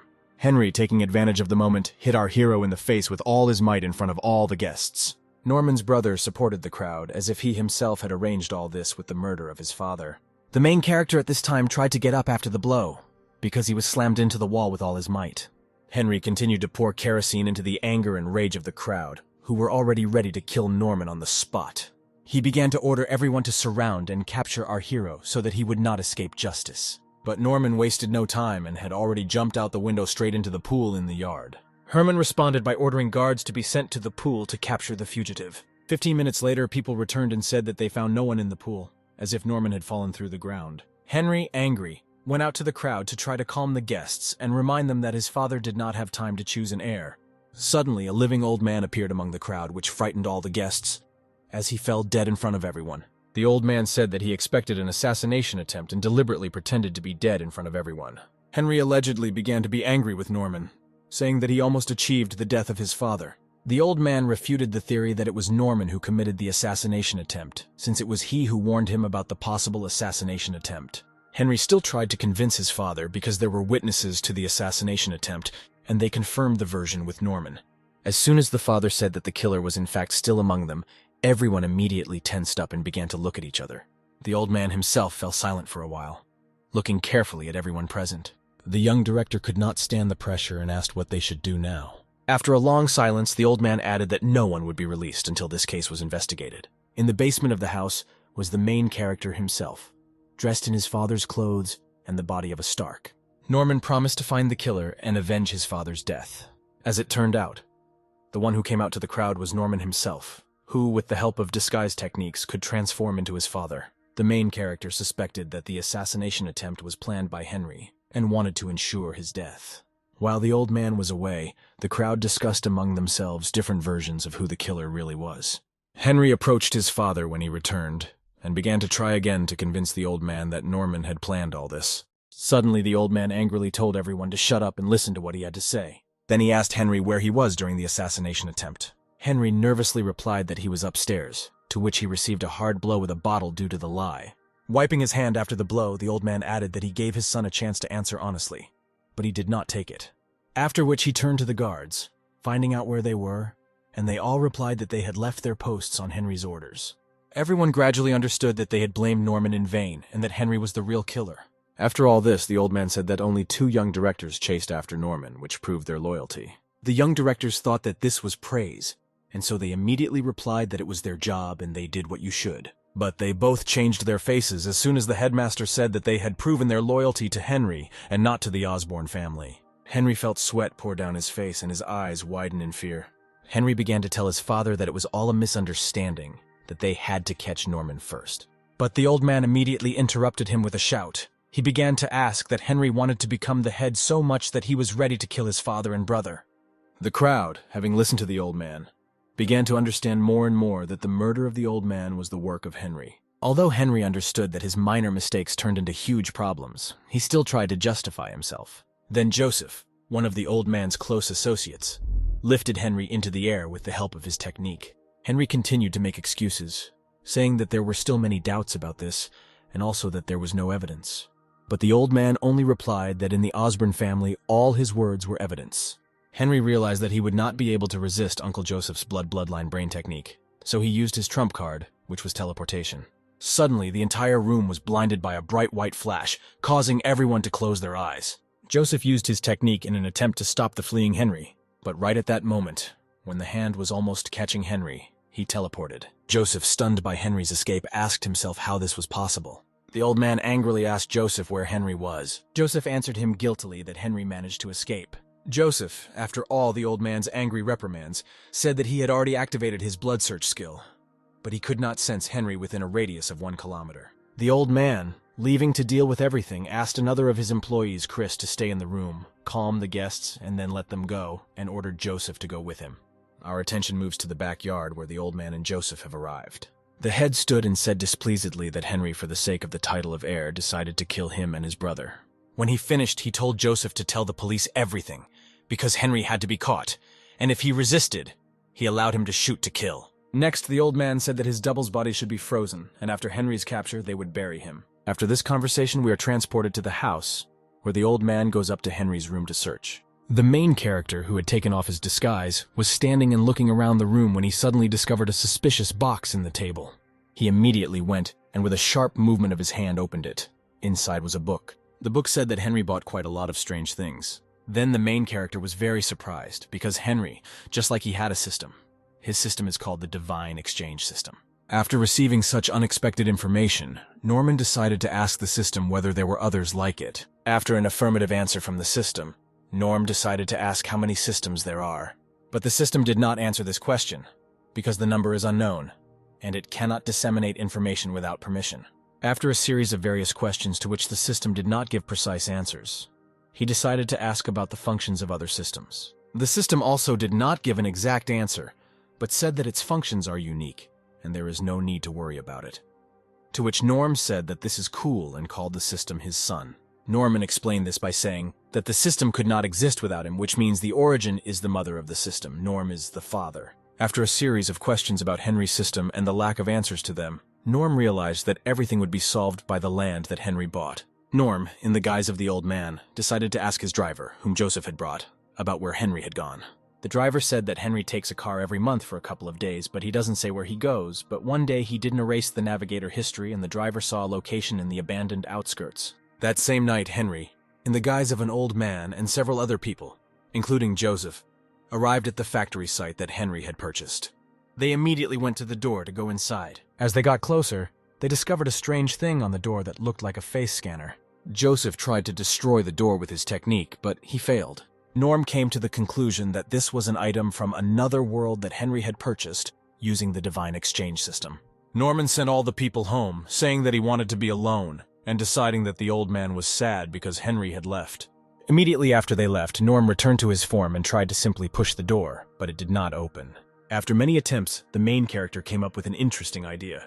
He turned into his brother Henry and scanned his face. The door did not recognize the change and calmly opened. The main character was already very happy inside, because there were a lot of interesting things in the room. But Norm forgot to close the door, and his protagonist's glee was interrupted by the appearance of another man who looked just like the protagonist. Norman approached the man, who turned out to be the android that Henry had bought. Since Norm was in the guise of Henry, the android mistook him for the owner and calmly went to charge the thing that looked like a key. At the moment when Norman examined the android, he activated and asked what order, which scared the main character. Norm pretended to the android that he had a bad memory and forgot what the last order he gave, so he asked to be reminded. 15 minutes later, Norman decided to return to his form because it was more comfortable. Norm also came up with a way to transfer the rights of the android. He would simply turn into Henry and give the rights to his real appearance. The main character walked around the room trying to figure out whether to call Joseph or not. After some thought, Norman decided that it would be easier for him to be alone, and also that he should take revenge personally. A little later, Henry arrived at the factory. He walked and thought that his amulet, although useful, teleports to a random place, and also has a limit of uses, which Henry has exhausted. Henry went inside, talking to himself about how good it was that the robot was back, because with the resources, he could regain power. He asked the android, who was in the form of Norm, to return to his normal form, because Henry was enraged by the sight of Norman. But then Henry realizes that the android could not get inside on its own. As soon as he realized this, the android quickly made his strike. The android locked onto the target and activated its pursuit missiles. Henry was thrown back by a powerful explosion from the rockets. As soon as Henry came to his senses, the robot immediately attacked him, forcing him to use a protective amulet, which broke due to the blow. The android and Henry, who was holding the amulet in his hand, ran towards each other. After some time, the android was defeated. Henry was beside himself with rage, because he was not only attacked by his own robot, but also forced to use a precious amulet of protection. Then the main character came out holding Henry's things in his hands. The main character quickly began to attack Henry, forcing him to dodge. Norman wanted to kill Henry with his own things, but in the process, he realized that he just wanted to fight to the death. Norm's next attack resulted in a very powerful explosion, but Henry was able to block this attack. He began to ask why Norman stopped and say that only he can effectively use these items. Now Henry himself decided to attack Norm using the tiger's fist, while saying that now it was his turn. But Norman decided not to block the blow, but met it with a powerful blow to Henry's face. Henry did not give up. He decided to attack using the technique of bringing the tiger down the mountain. However, the protagonist also counterattacked Henry with a powerful blow to the body. Norman began to beat Henry, devoting the blows to various reasons, namely that he was ungrateful, that he sent people to mock Norman. Henry, after a series of blows from Norman, flew out of the factory, while thinking that he had reached the 3rd level, trained a lot, but still could not fight back. Henry quickly walked towards Norman to strike, telling him not to pretend to be noble and think that he had won. But the next moment, Henry was sent flying thanks to Norman's blow. After Henry landed on the ground, Norm began to slam his face into the ground with all his might for being an unworthy son who had committed so many crimes. Having finished his work, the main character simply said the words directed to the old man that he had made Henry pay for what he had done. Suddenly, a strange thing began to appear from the body. It turned out to be a mirror. The main character assumed that this was the system of divine exchange. Suddenly, the mirror began to shake as if it wanted to escape. After asking the system what was wrong with the mirror, she said that the mirror had inherited the enemy's sense of fear. After the system said that the thing was afraid of it, Norman came to the conclusion that the system level was different from the others. The system responded to this by saying that it is a concept of laws from another world, and not just an imitator. The main character, shaking the mirror, decided to ask the system whether this mirror is a divine exchange system. After answering that the mirror was just a subsystem, Norm still thought it was better than nothing and decided to find out how to use it. The system reported that after Norman signed an agreement with it, he lost the ability to enter into agreements with others. The system also said that it has a kind of garbage container, and added that the mirror can be recycled for a huge amount of money. The system said that Norm could simply terminate the agreement with her, but Norman gave her the name Becca, and said that they would be like family, and he would not trade her for anything. Then the system said that the mirror could be sold for $4 million. The main character asked whether the object would disappear later, to which the system gave an affirmative answer.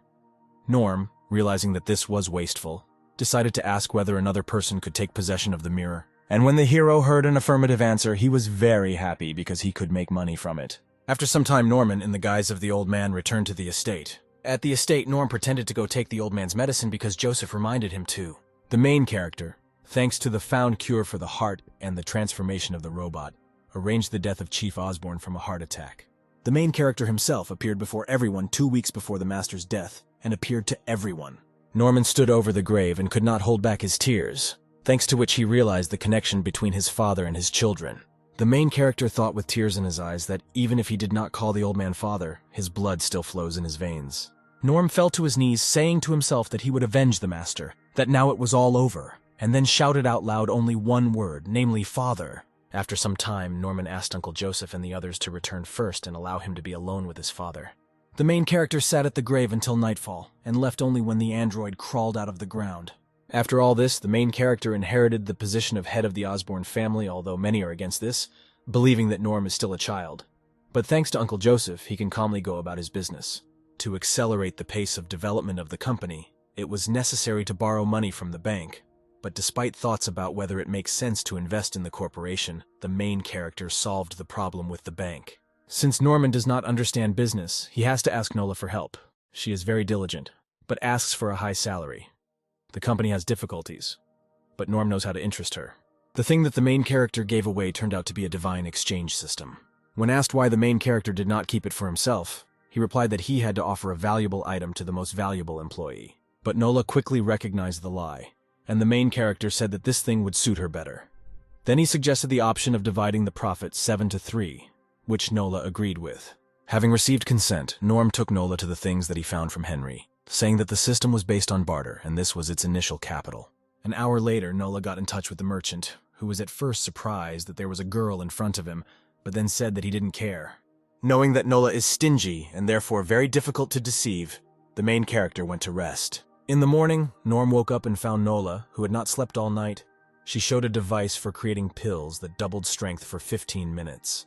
She explained that they have 3 effects, namely laughter. If you laugh, the effect will disappear. Constipation. After 15 minutes, a stomachache will appear and sleep. After the effect disappears, you will sleep for half a day. After listening to all this, Norman began shouting to Nola about whether this was a defective item and that it was useless. But the girl said that even if the sleep and indigestion pills are not so perfect, the laughter pill is just something. After some time, Nola bought a new transformation master because Henry's android consumed a lot of energy and was inconvenient to charge. The main character decided to create a laughter pill. According to the merchant, the pill master absorbs the energy of heaven and earth, creating purified pills.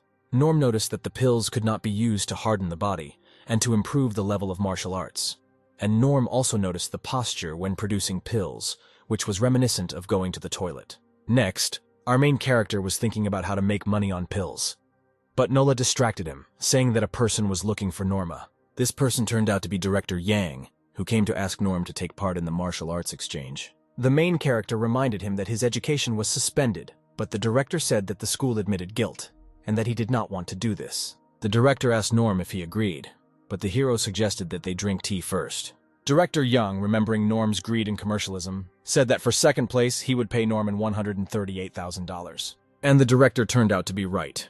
Norm immediately agreed, but noticed that the director underestimated him because the hero only has an E certificate. The main character's face changed when he learned that there would be 2 third-rank students and 1 E1 at the event. Every year before the college entrance examination, schools hold a martial arts exchange meeting. Among the 9 schools, there are also geniuses. Every year they show their skills, but this time it will be even greater. Last year, Henry competed for Ian's school, but this time Norman, who is stronger than him, will compete. Loon High School, which came first last year, has E1 student Glenn this time. Our attention turns to Glenn, who is calmly meditating. Suddenly, an unknown person attacks him from behind, but stops the blow. This person said that his concentration has become higher, but this is not enough to reach the level of a righteous mind. It turned out that this man was his father, and he warned him that there would be another student with an E certificate alone in the competition. After this information, Glenn became somewhat tense. Next, we see a student from the Nan school who is training hard. After the teacher says that Jim is the most talented person he has ever met, he asks to repeat the training again. As Jim dealt quick blows to the teacher's palms, Jim spoke about how he would not let the teacher down. Next, we see a chicken dancing to the music, but her head is immediately cut off with a cleaver. The person who killed the chicken has a killer system that requires killing creatures. The stronger the creature, the more points. After investing points for killing a chicken into attack power, he happily thought only that he, with the first level, was stronger than people with the third. But since the points he gets for killing chickens are not enough, he realizes that he needs to kill another creature. Next, we are shown a car where Kane and another student named Charlie are talking. The main character listened to their conversation and thought that Kane was just as kind, which was good. The car was driven by their school's level 9 teacher, Justin, who reminded Norm not to be arrogant. Norman stated with full confidence that he does not underestimate his opponents. Even if he is a weakling, he will give his best. The teacher said that Glenn from Loon School lost to Henry, but Glenn was only a second year at the school at that time. The teacher continued talking. He said that Jim from Nan's school last time fought with Henry for an hour and barely defeated him. Our heroes arrived at the right place, but Kane noticed that it was just a lake. But the teacher said to just wait. Other teachers approached teacher Justin to say that there was a lot of talent at the Ian school. Last year it was Henry, and this year it was Norm, who was even stronger. Kane and Charlie looked at the main character, who was talking to the girls, saying that it was cool to be an E certificate alone and be surrounded by girls. Suddenly Kane tensed, not understanding what this sensation was. After the hero system reported that it had discovered a natural enemy in the killer system, Kane saw its owner. However, the guy with the killer system did not understand which of the 3 students at the Yan school had the hero system. But the situation was diffused by helicopters on which the last 2 martial arts schools arrived. Teacher Ben and the students of the Long School descended on the Bridge of Bloody Essence. The teacher was full of confidence that this year they would also be leaders. On the second bridge, the teacher and students of Nan's school descended, whose teacher asked teacher Ben not to rush to conclusions. After both schools descended to the ground, the main character was called out by one of the students. It was Glenn. He told Norm that he had heard about him, and hoped that he would not disappoint him. At the same time, the school teacher Nan told Jim that he had watched Norman and realized that he was strong, and his movements were fast and confident, and that he was not much weaker than Glenn, and asked him to be careful. Jim, listening to this, immediately listened to the teacher and agreed. Here, sitting in the air as if on the floor, an unfamiliar old man appeared and asked to move 10 meters away from the lake. All the students were stunned and delighted by his appearance. They could not understand how he managed to sit in the air. Justin, standing next to Norman, answered Norm's question about who this old man was. The teacher said that it was Ralph, one of the permanent directors of the Central Martial Arts Association. When everyone moved away from the lake, Ralph unexpectedly raised an island hidden under the lake. The guy with the killer system, looking at this, asked himself frustratedly why the system wouldn't allow him to practice like a normal person. Kane, who was also watching this, thought about how many good things he could do if he had such power. Our main character, also watching this, was thinking about body tempering and that if he reached 99 small levels in the main, then what would happen if he received a heavenly level? On the raised Hue Island, which was purchased by 9 schools for the purpose of holding martial arts exchange competitions there. The main character sitting in the hotel read the rules of the competition. The rules are simple, only 15 rounds where students of any school can challenge students of other schools. The winner takes all the points of the loser. If the loser has no points, the winner is given 1 point. Having finished reading, the main character thought that all the participants in the competition were his potential clients. The main character, who was already on the phone, thought that if he wants to sell pills, then he can't show his face, so he creates the identity of an alchemy master. We are transported to a student who received a message from Norm, but he did not believe it. Already in Norman's room, we see how the main character is angry because no one takes his word for it. Having calmed down, the main character simply sent the meeting address to the students. Norm, wearing a rooster mask, came to the meeting place, where 3 guys were already waiting for him. He threw them berserker pills, and while the guys were asking questions, he quietly left. The person who gave the pills was not Norm, but a transformation master, whom the main character used for safety purposes. The first day of the competition arrived. The teachers stood on the stage and talked about how they would draw lots to determine the serial number of the participants. School teacher Young, standing on stage, received the first number for his school. Charlie, who decided to go first, defeated his opponent using the third hand-to-hand combat technique. After the fight, the teacher praised Charlie, saying that he apparently did not neglect his training. Next, Justin gave instructions to Kane and Norm, asking them to choose opponents they could defeat in order to score points. Next up was Kane, who had no trouble defeating his opponent thanks to his reflection barrier technique. Other students watching this fight were discussing the last 2 victories and how terrible Norm was then. The last to speak was our main character, standing on stage and thinking about who he should choose. By random selection, he chose the same student who did not believe Norm yesterday. Carl went up on stage but asked Norman to go easy on him. But the main character said that he could not do this because fighting not at full strength is an insult to the martial arts themselves. Jim admired Norman's dedication to the martial arts. Glenn also said that only a true martial artist would be able to do this to his opponent. In the arena itself, Carl asked Norm to at least not hit him in the face. After this, our main character quickly defeated Carl, while of course not listening to the request. Norman, still standing on stage watching Carl being taken away by paramedics, thought about the reason for his choice. The main one being that he was the kind of person who would let off his steam on others. Next we see Glenn, who also effortlessly defeated the opponent he chose. Jim also defeated his opponent without much difficulty. Glenn, watching Jim's fight, realized that this was a message to him. At this moment, Norman stood with his eyes closed and thought about Bill, Frank, and Alex, to whom he sold the pills, but they did not accept them. Alex had already been defeated by Carl. Bill came out next, defeating his opponent on his own. The main character was very unhappy about this, thinking that he would have been better off taking the pill. The last one was Frank, standing on stage with complete confidence. But Frank also won with his own powers, so the protagonist was furious, wondering why they didn't trust his pills. But then Alex entered the arena, wanting to fight Carl again. Carl accepted the challenge and jumped into the arena with a sharp jump. Alex immediately began to rapidly attack Carl. Carl was forced to only dodge and block because Alex hit him with quite powerful blows. Carl couldn't understand what was happening. He was thinking about why Alex had become so strong. Carl, speaking of that, even if Alex hid his strength, he is still not his opponent. But unexpectedly for Carl, Alex with a sharp movement appeared behind his back. Carl was defeated for the second time that day. This fight was good for Norm, because Frank and Bill realized that the berserker pill really worked. Our attention is again transferred to the arena, where Jack has already ascended with the killer system. Jack, believing in himself, challenged Kane. The fight began with Jack attacking with his first hand-to-hand combat technique. The school's teachers, Lung and Nan, watching the fight, discussed whether such a simple attack could be so powerful. But Kane, to the surprise of the teachers, was able to block Jack's attacks. Kane continued to dodge Jack as he attacked him.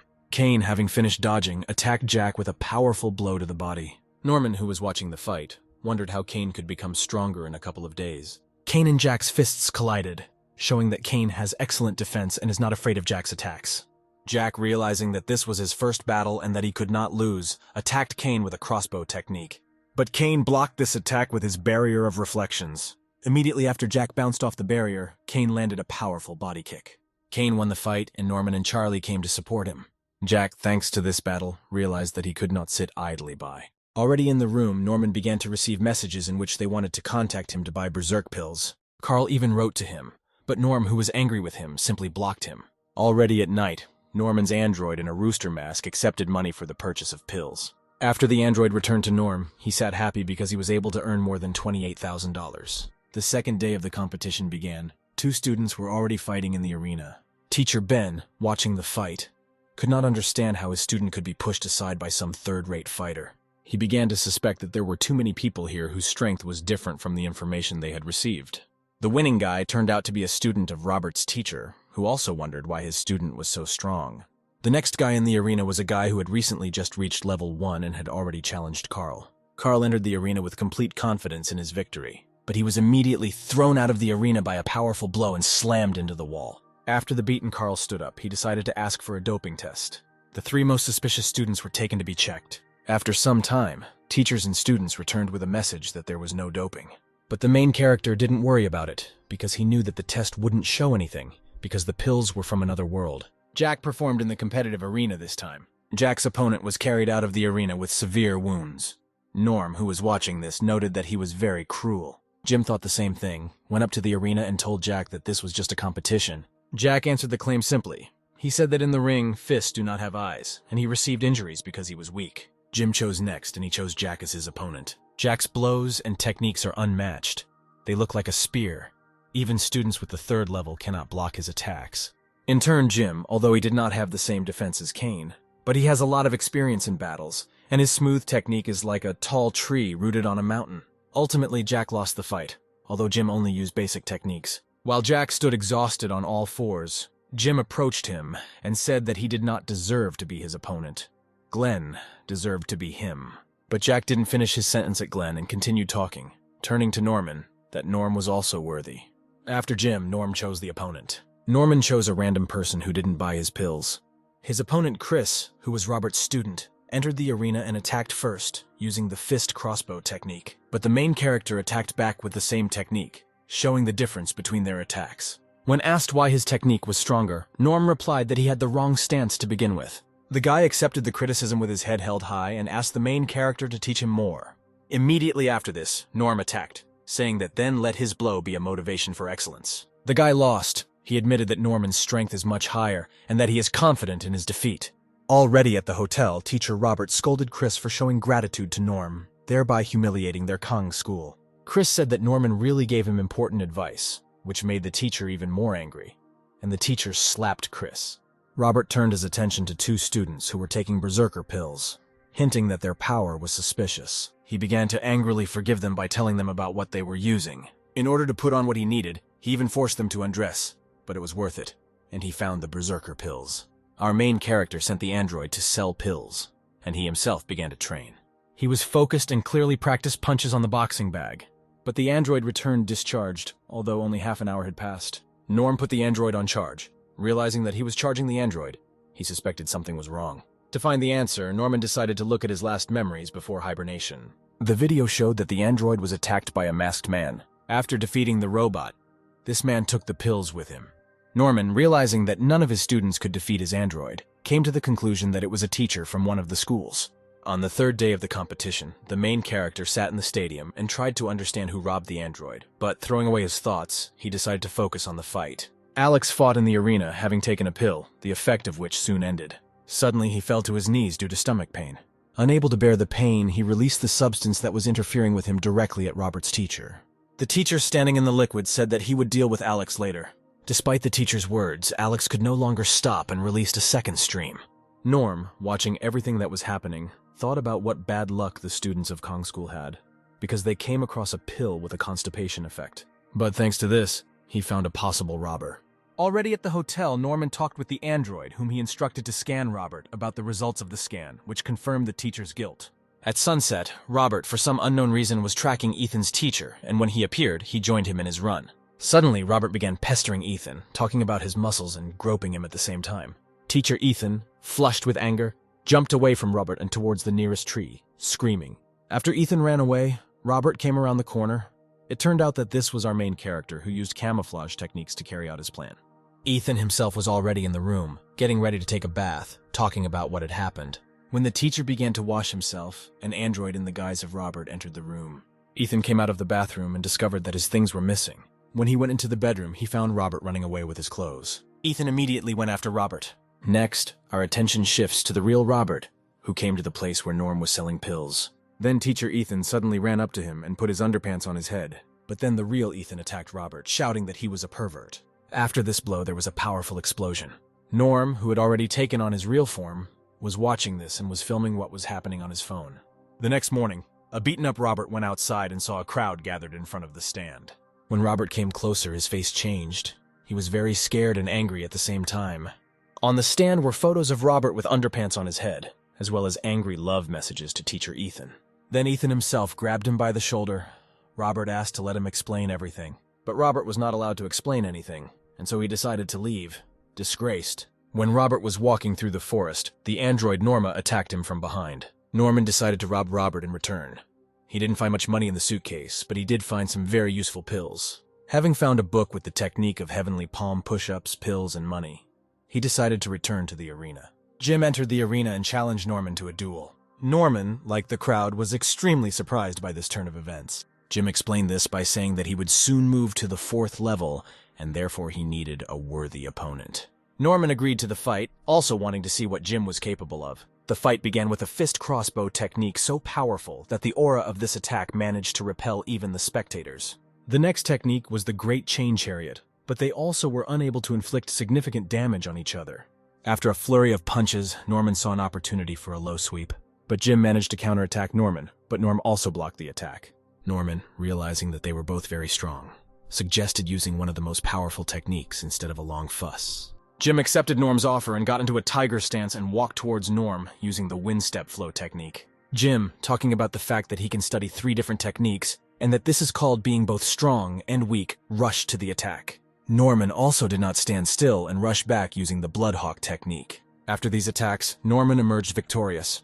All the students watching the fight cheered and praised Norman. Teacher Ben told Jim's teacher that it was not surprising that he lost, because Jim's attacks were not well thought out, and Norm's technique was truly unique. The main character himself, coming down from the arena, was thinking about whether the opponents in the college entrance exams would be the same, and about how strong Glenn would be then. But the main character joyfully raised his head and thought that he must follow this fascinating path to the end. On the 5th day of the competition, Jim came up to thank Norman, because after their fight he was able to rise to the next level. After this conversation, Jim went up to the stage, where Glenn was already waiting for him. During the battle, Jim relied on his peerless skills, and Glenn allowed Jim to attack, but he did not take damage. After an hour of their battle, Glenn, who was at a lower level, but was still able to win thanks to the palm of steadfastness, won. After some time, our main character examined the techniques received in exchange for pills. He was glad for them, because if he achieves perfection and ascends to the 6th level, he will become invincible in competitions. But he quickly realized that he would not have time to do this in the remaining 10 days, and therefore began to choose the one most suitable technique. He chose the Heavenly Palm Push-Up, which, although difficult to perform when perfected, produces 10 times the strength of the performer. On the 6th day of the competition, Charlie approached him and said that Glenn had reached level 4, which upset Norman. And then Norman school student guy Max entered the arena. Max said that although he doesn't really want to admit defeat right away, since he is his opponent, he thinks it will be better this way. But Norman was not happy with this, because fighting opponents who are weaker than him, he will be able to practice his push-up technique. And so that the enemy would remain, he said that he would fight only in a prone position. The crowd did not appreciate this move, but still thought about it, because this is how they can defeat Norm. Max accepted the proposals, regretting that he had not taken the pill, but he still thought that he could defeat the Norm in this position for now. Norm began doing push-ups, as if to show his disrespect for his opponent, so Max immediately attacked him. The crowd looked at the arena, wondering what was happening. Having done 6 push-ups, Norman could not stand it and attacked the enemy. After 6 push-ups, the blow did not exceed 30% of Norm's strength. One of the students discovered that if you eat 2 pills in a row, you will not get an enhanced effect, but will double the duration, which greatly increases the time of contractions. Since this effect was discovered, the demand for the pill has increased. As the competition continued, the points gradually went to the more capable students, forming 3 groups, the first being Glenn, who won with 1 palm. Also in the first was Jim, who even after losing to Norm and Glenn was quickly able to catch up with them. And the last member of the group was Norm, who fought in a prone position and was glad that he was not being challenged by Jim and Glenn. In the second group were Jack and Kane. Kane was one of those who did not buy the pills and fought on his own. Jack, although he initially seemed strong after losing to Jim, he began taking pills just like everyone else. In the last group, the difference between the forces was small, but in relation to the first 2 groups, it was the other way around. Norman continued to fight in a prone position. It was so hard for him that he even took pills at first, but he later adjusted. Since it became easier for him, he began to experiment, doing more than 10 push-ups, hitting from different positions. On the 14th day, he fought the last enemy before Glenn. Thanks to the last battle, he realized that he had reached the initial level. In the evening in the forest, lying surrounded by impact marks, he wondered why the system did not react to the equipment. Gathering his strength, he decided to try to repeat the technique one last time. And this attempt was crowned with success. Norm happily landed after receiving a notification from the system that the equipment had been detected. Norman decided to improve the technique, but before that, he decided to make sure that it did not consume chi energy. Having received an affirmative answer, he decided to find out the cost of the improvement. The protagonist's face reflected all the shock at the price received, because the cost for leveling up to full level was $830,000. Fortunately for Norman, he earned enough money from selling pills, so he collected his thoughts and raised the level of technology to full. To test the improvement, Norman assumed a prone position and noticed that his speed, even in this position, was the same as when he was standing. Immediately after this, he decided to test the strength of the blow by jumping up and heading towards the ground. He hit it and left the largest hole he had ever left. After the attack, Norman stood up enthusiastically and said that this was an incredible feeling and that he went to look for Kane to test his skills. Kane stood on the shore with Jack. Kane tried to convey to Jack that even if he was chosen by the assassin system, he does not have to kill everything and everyone, because he can also use it for the benefit of other people. Jack, having prepared a blow, talked Kane into thinking that they could really become friends. When suddenly Jack asked what if he killed a man, which shocked Kane. But the possible battle was prevented by Norman, who came for Kane. Norm ran to him, saying that he had been looking for him for a long time, because he did not expect Kane to go out for a night walk. Jack, knowing that he definitely couldn't defeat Norma, turned around and left, telling Kane to find him when he was free. Norman began to question Kane about what happened, but Kane said that he could not say and left, finally telling Norm to be wary of Jack. The last day of the competition arrived. Norman and Glenn stood in the arena. The spectators, in anticipation of the upcoming battle, discussed who would win. The teachers also stood and waited for the start. Glenn told Norm that if the main character fought him in the same stance as the others, he would lose. With the words that Norm was strong in this particular stance, Norman took a lying position.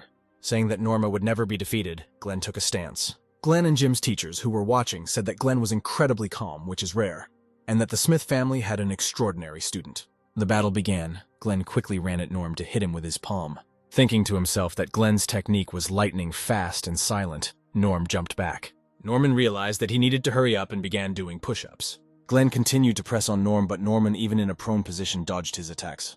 Glenn began to make an attack that the main character could not dodge.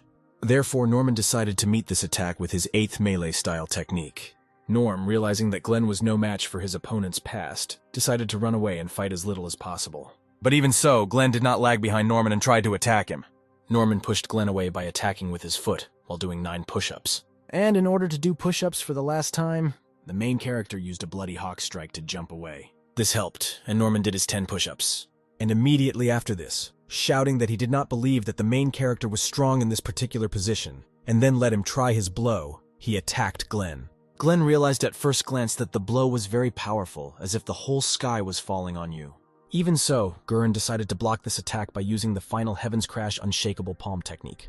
However, even such a powerful technique could not block such a strong blow, and Glenn lost. All the spectators were surprised. Not only did Glenn lose, but Norm also won while in such a stance. After defeating Glenn, Yang's school was announced as the winners, and a banquet was held afterwards. Norman realized that being a champion was not so good, because as soon as he returned from the toilet, he was immediately surrounded by fans. After this, we are transported to the banquet table, where Kane, constantly thinking about whether Jack killed a man or not, lied to Charlie that everything was fine. At the same time, Glenn and Jim said that next time they would definitely win, and Norman only jokingly asked why they were drunk if they were drinking cola. And having finished this dialogue, the 3 strongest participants clinked their glasses, signaling the end of the competition. On the roof of the hotel, there were teachers who also gathered together in honor of the end of the competition. Teacher Justin stood with a glass and thanked everyone for their congratulations. Jim's teacher said that he introduced such a talent as Norman, and Glenn's teacher said that if it had been 20 years ago, he would have been dissatisfied. But now they can control the gates of the kingdom. Teacher Justin told Ben not to talk nonsense while drunk, to which Teacher Jim told him that there was no point in hiding it anymore and their plans were to tell about it. The teachers began their story that 50 years ago, the Ichi energy returned to their world and then martial arts arose. But few people know that 20 years ago a blood moon appeared, as well as a gate that no one knew then where it led. While people were hesitating to enter or not, unknown creatures came out of the portal. Even the highest masters could not cope with them, because the portals opened in different places at the same time. With the return of Ki, the speed of training increased, which improved the situation. They were even able to counterattack on the other side of the portal. As a result, the portal was nicknamed the Gate of the Kingdom, as a door connecting different worlds. Once they were stabilized, they remained on Earth. Since each side can now come and go at will, the gates were closed and information about them was hidden. At first, the information was available only to the state, the intelligence service, and some teachers. But it became more difficult to hide the information, and there were not enough teachers. so they decided to tell the students. After the story, one of the teachers, looking very frightened, asked if the color of the moon was red. And after receiving the answer, he said to look behind him. And when everyone turned around, they were frightened to discover that the moon was red. Old Man Ralph immediately appeared and said that the students had most likely already seen her. And although he planned to tell everything after the exams, he would have to rush things. After that, Ralph used a celestial sensor, which allows him to reconnoiter the situation on the other side of the portal. When Ralph finished reconnaissance, he said that the master of that world was about the 6th level, that the atmosphere allowed people to live there, and also that this world was an excellent opportunity to let students get acquainted with the gates. But the teachers said that this was not a good idea, because all the teachers had at least the 9th level, and they would be able to come in with the students. To which the old man replied that the world was just blossoming, and the most powerful creature of that world had only reached the 3rd level, and also instructed to gather students so that within 30 minutes they would decide to go or not. 15 minutes later, the students were told everything. The students took it with enthusiasm and interest. The teacher said that whether to go or not is everyone's choice, and gave me 15 minutes to think about everything. While everyone was discussing whether to go or not, Glenn, Jim, and Norm calmly went about their business. Jack thought this was a great opportunity to earn more points for killing. Kane thought that Jack would want to kill the people he was going with, so he decided to go too. 15 minutes later, the teacher gathered everyone again to ask who was coming. Glenn and Jim were the first to volunteer. Norman also gave his consent. Jack also agreed so as not to miss out on the opportunity to earn points. Kane also agreed because Jack went. They also called 2 more people, namely Leon and Claire. The teacher asked if it was dangerous for them with their skills to go there, to which Leon said that he was close to the 3rd level, and Claire said that she had berserker pills and would run away if anything happened. After the teacher was told that jade does not shine unless it is polished, he gave his permission. The director was already waiting for everyone near the portal. The teacher brought the students and said that among the 7 students, Norman became the leader. The director, before their departure, explained to them 3 main missions. The first is to record information about another world, to help develop the civilization of that world. At the second point, Norman's eyes lit up because if they influence the development of the world, they will be given a cash prize. The principal told the students about the butterfly effect, saying that the flapping of a butterfly's wing could cause a typhoon somewhere and saying that the students might be able to change that world. Also, the director, seeing the wounded Glenn, gave everyone a recovery pill. And then the director said that the period of stay in that world would last 4 months, to the dissatisfaction of Claire and Leon. He said that time in the worlds does not flow like theirs. After hearing this information, Claire and Leon calmed down. Claire decided to ask if it might be worth taking food, personal items, and clothes, and a bunch of other things with her. Hearing this, the director told them to use natural resources. The director said that when they entered the gate, it would be closed for 4 months or otherwise for 10 earthly days. So he asked everyone to call their relatives and say that they would have more training. When everyone left to call their relatives, Norman was upset because he had no one to call. But then Nola called him. She asked about when the main character would return, to which he decided to jokingly ask that she was already bored. However, Nola began screaming into the phone that Norman had left the company to her, was not calling, and was also withholding her salary. Norma told Nola that he would return in 10 days because he had business, and then asked him to tell the school director that he took first place, so that he would give more money and say that he would share it with her.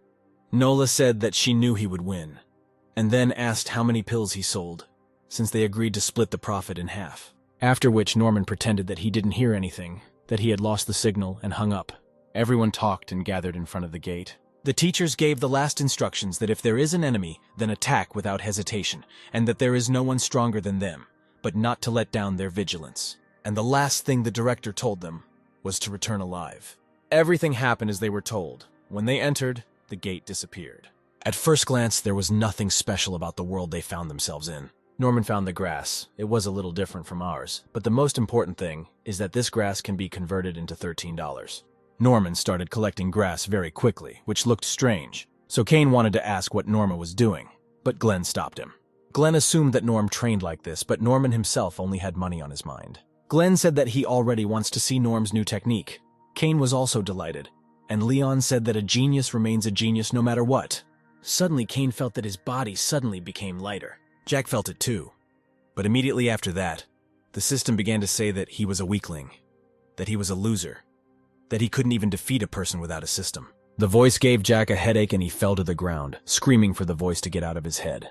When Kane approached him to check if everything was okay with him, Jack suddenly told him to take his hands off him and leave without saying anything. Claire was scared because his eyes were so cold that she couldn't even move a finger. Kane ran after Jack, saying that they do not know this world and it's better for them to stick together. Norm was thinking about why Kane ran after him, what kind of relationship they had. But before he could think about another thought in his head, Glenn asked about whether to follow them or not. But they didn't have time to think about this either, because they heard a suspicious sound. Suddenly they were surrounded by strange green creatures. Norman immediately gave out instructions. He told Jack to watch Leon, and Glenn to watch Claire, and Norman himself would clear the way for retreat. The green men rushed at them with strange clubs, and only the main character wanted to attack them, when suddenly all the little men began to eat their clubs, thereby showing that they were peaceful. As it turned out, these were not clubs but meat, but Leon said that even if he was dying of hunger, he would never eat it. But after some time, when everyone calmed down, he began to eat it. When he finished it, he said his body felt stronger. When they all ate it, they found out that the effect was different from the pills, but they still couldn't eat it because the taste was terrible. But even despite the bad taste, Norma ate this terrible thing in huge quantities, which caused bewilderment in everyone. But in fact, Norm ate it, not because it was delicious, but because they paid $138 for the meat. Suddenly, one of the little men approached the fire lit by our heroes and stuck his hands into it, as a result of which he burned and caused our heroes to laugh. Norm decided to teach a man how to make a fire. The little man was very happy when he saw the result. After training, he saw a little man who differed from others in skin color. When the main character approached, he saw that this boy could draw. But then suddenly the boy said in human language that he had just drawn this. After hearing this, Norman screamed in surprise to the whole forest that everyone came running and, just like Norm, were surprised. During the time they were in this world, they recorded their observations about it. They called the first goblin-like creatures GA, and found out that the creatures of this world are primitive. Claire is good at drawing, so she painted them on canvas, and Leon wrote down the characteristics of these creatures. After spending a week in this world, the heroes decided to split up to speed up the study of this world. If it weren't for the system, the main character would have left too, because eating such food every day was disgusting for him, but the system paid him for it. When Norm converted the food, the goblins reacted very strangely. But the hero didn't care. The main thing for him was that he could convert a lot of this world into money. For the hero, it was like a game where you explore rooms and collect resources.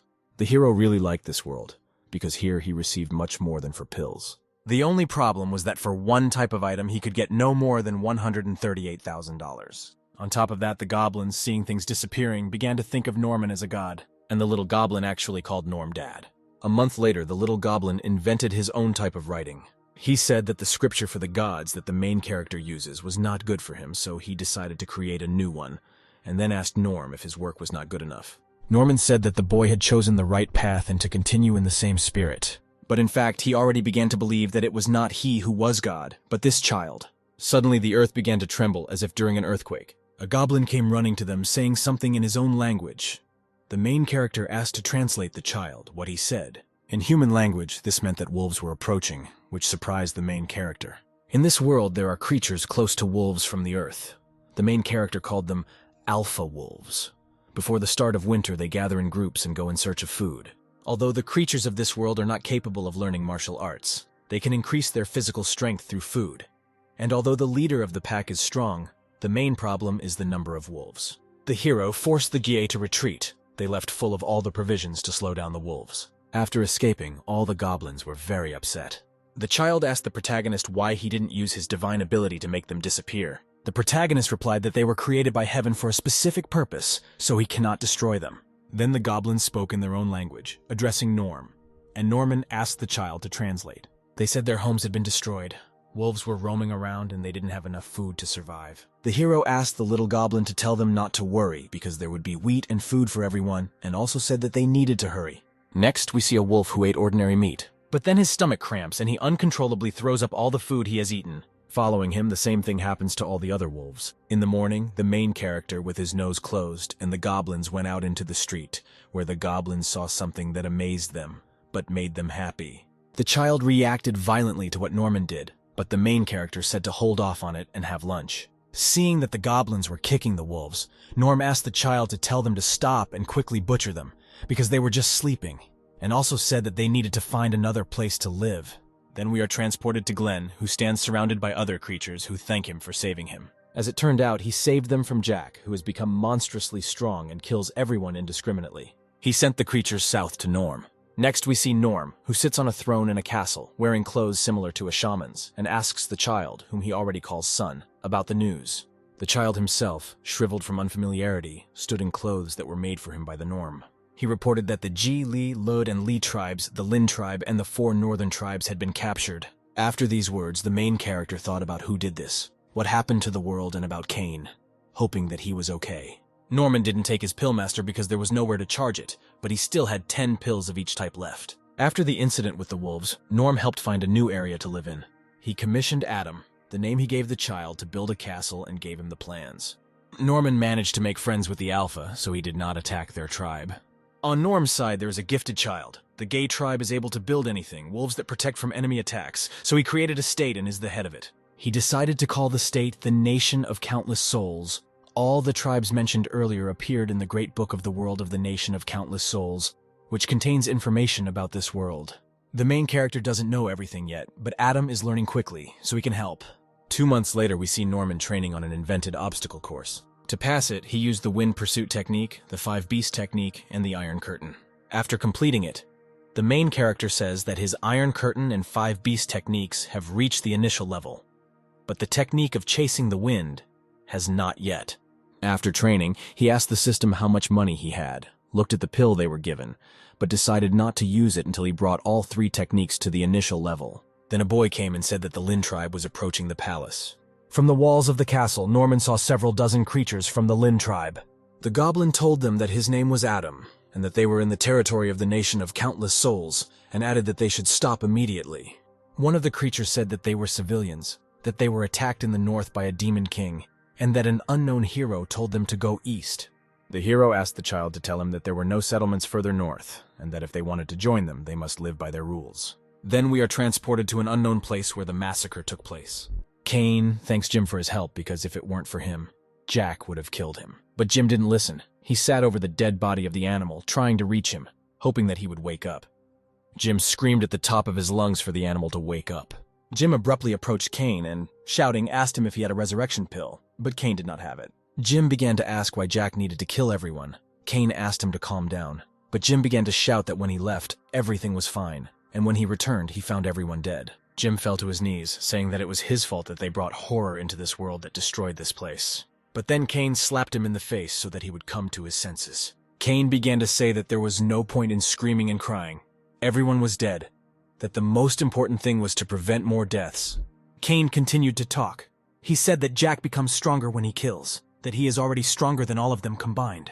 And at the end, Cain began to say that they need to find Glenn and Norman, because with them they can enter into battle and kill Jack. 3 months later, there is a bad atmosphere in Norman's state, and famine may begin due to the creatures that came to them for help. Norman himself left for some time to train, taking his Alpha with him.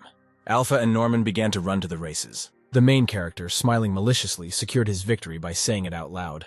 The main character, having eaten the pill, asked the system how much it would cost to improve the techniques. Having received an answer, Norman only complained about the long notifications. Norman enthusiastically gave his permission. But after permission, nothing happened. After learning from the system, he found out that chi purification does not work in this world. But even so, Norm felt that he had become stronger. But without chi purification, the improvements only worked halfway. And so Norman returned home, where Adam was already happily greeting him. Adam shouted that everything was bad, explaining that while Norm was at training, a lot of people came to them, and now they had problems with food. Then a goblin speaking his own language ran up to Adam and Norm. Adam translated and said that a large crowd of people had gathered at the central gate, and they all wanted to enter it. Adam translated. The creatures who came asked to be let in and said that strong people were fighting the Demon King. Norman assumed that it was Adam's uncle, suggesting the guys, and went to them, promising to return with victory. While Norm was running, Jack was already hitting Cain in his technique. Jack switched from Cain to Jim, elbowing him in the chin. Glenn decided not to stand aside and attacked Jack using an unshakable hand. Jack started asking them why there were 3 of them. Norman began to say that it was not Jack, which surprised Jim and Glenn. Jack said their skills were too weak to find out his identity. After finishing speaking, he immediately found himself behind Cain. Jack powerfully hit Cain in the back, thereby throwing him away. While the guys fought to the death, Norman calmly rode the Alpha, saying what could be better than meeting friends you haven't seen for 2 months. But then Cain flew into Norman from the sky, knocked back by Jack's blow. After the fall, Cain did not immediately notice that he had fallen on Norman. But as soon as he saw it, he immediately jumped up. Then Kane helped Norman get up, while saying that it became clear to him why the ground underneath was so soft. Norman said displeasedly that if not for the Iron Curtain technique, Kane would have killed him. Jim and Glenn were overjoyed when they saw Norman arrive. Jack noticed that Norm gave off an aura that he hated. Norman came asking why the guys were so tense if a master at the 6th training level could not appear in this world, and told everyone to stand back and watch. Norman had just gotten into a prone position to do push-ups when Jack attacked him. With his next blow, Jack kicked Norman's body, but the protagonist used the Iron Curtain to reduce the damage. After the blow, Norm could not understand how he had strength and agility greater than that of 6th level masters. The system notified Norm that his opponent was a master of the assassination system. Kane told Norman that it was Jack, which made Norm very surprised. Norman and Jack moved to attack, while Norm could not believe that Jack was a user of the system. After a clash of fists, Norm jumped back. Kane offered to team up, but Norman said that with their speed, what would they do? Norman whistled, and a pack of wolves immediately came running towards them. Norm told the guys to run away on the wolves while he fought Jack. Immediately after this phrase, Jack and the main character exchanged blows again. Kane wanted to return, said that if they teamed up, but Glenn interrupted him, saying that they did not have team battle skills and they only interfere with each other sometimes. Norman and Jack, surrounded by wolves, ran towards each other. Sometime later, already in Norman's country, Kane asked why Norm had not returned yet, to which Jim said that he had sent his eagle Brad on reconnaissance. The eagle flew back and reported that Norman was returning and that he had suffered. When Norman returned, Kane immediately began treating his wounds. Glenn said that none of them could defeat Jack. They could only unite, but they did not know how to work as a team. Kane said that he knew how Jack reached this level. He said that he just needed to kill someone to increase his strength.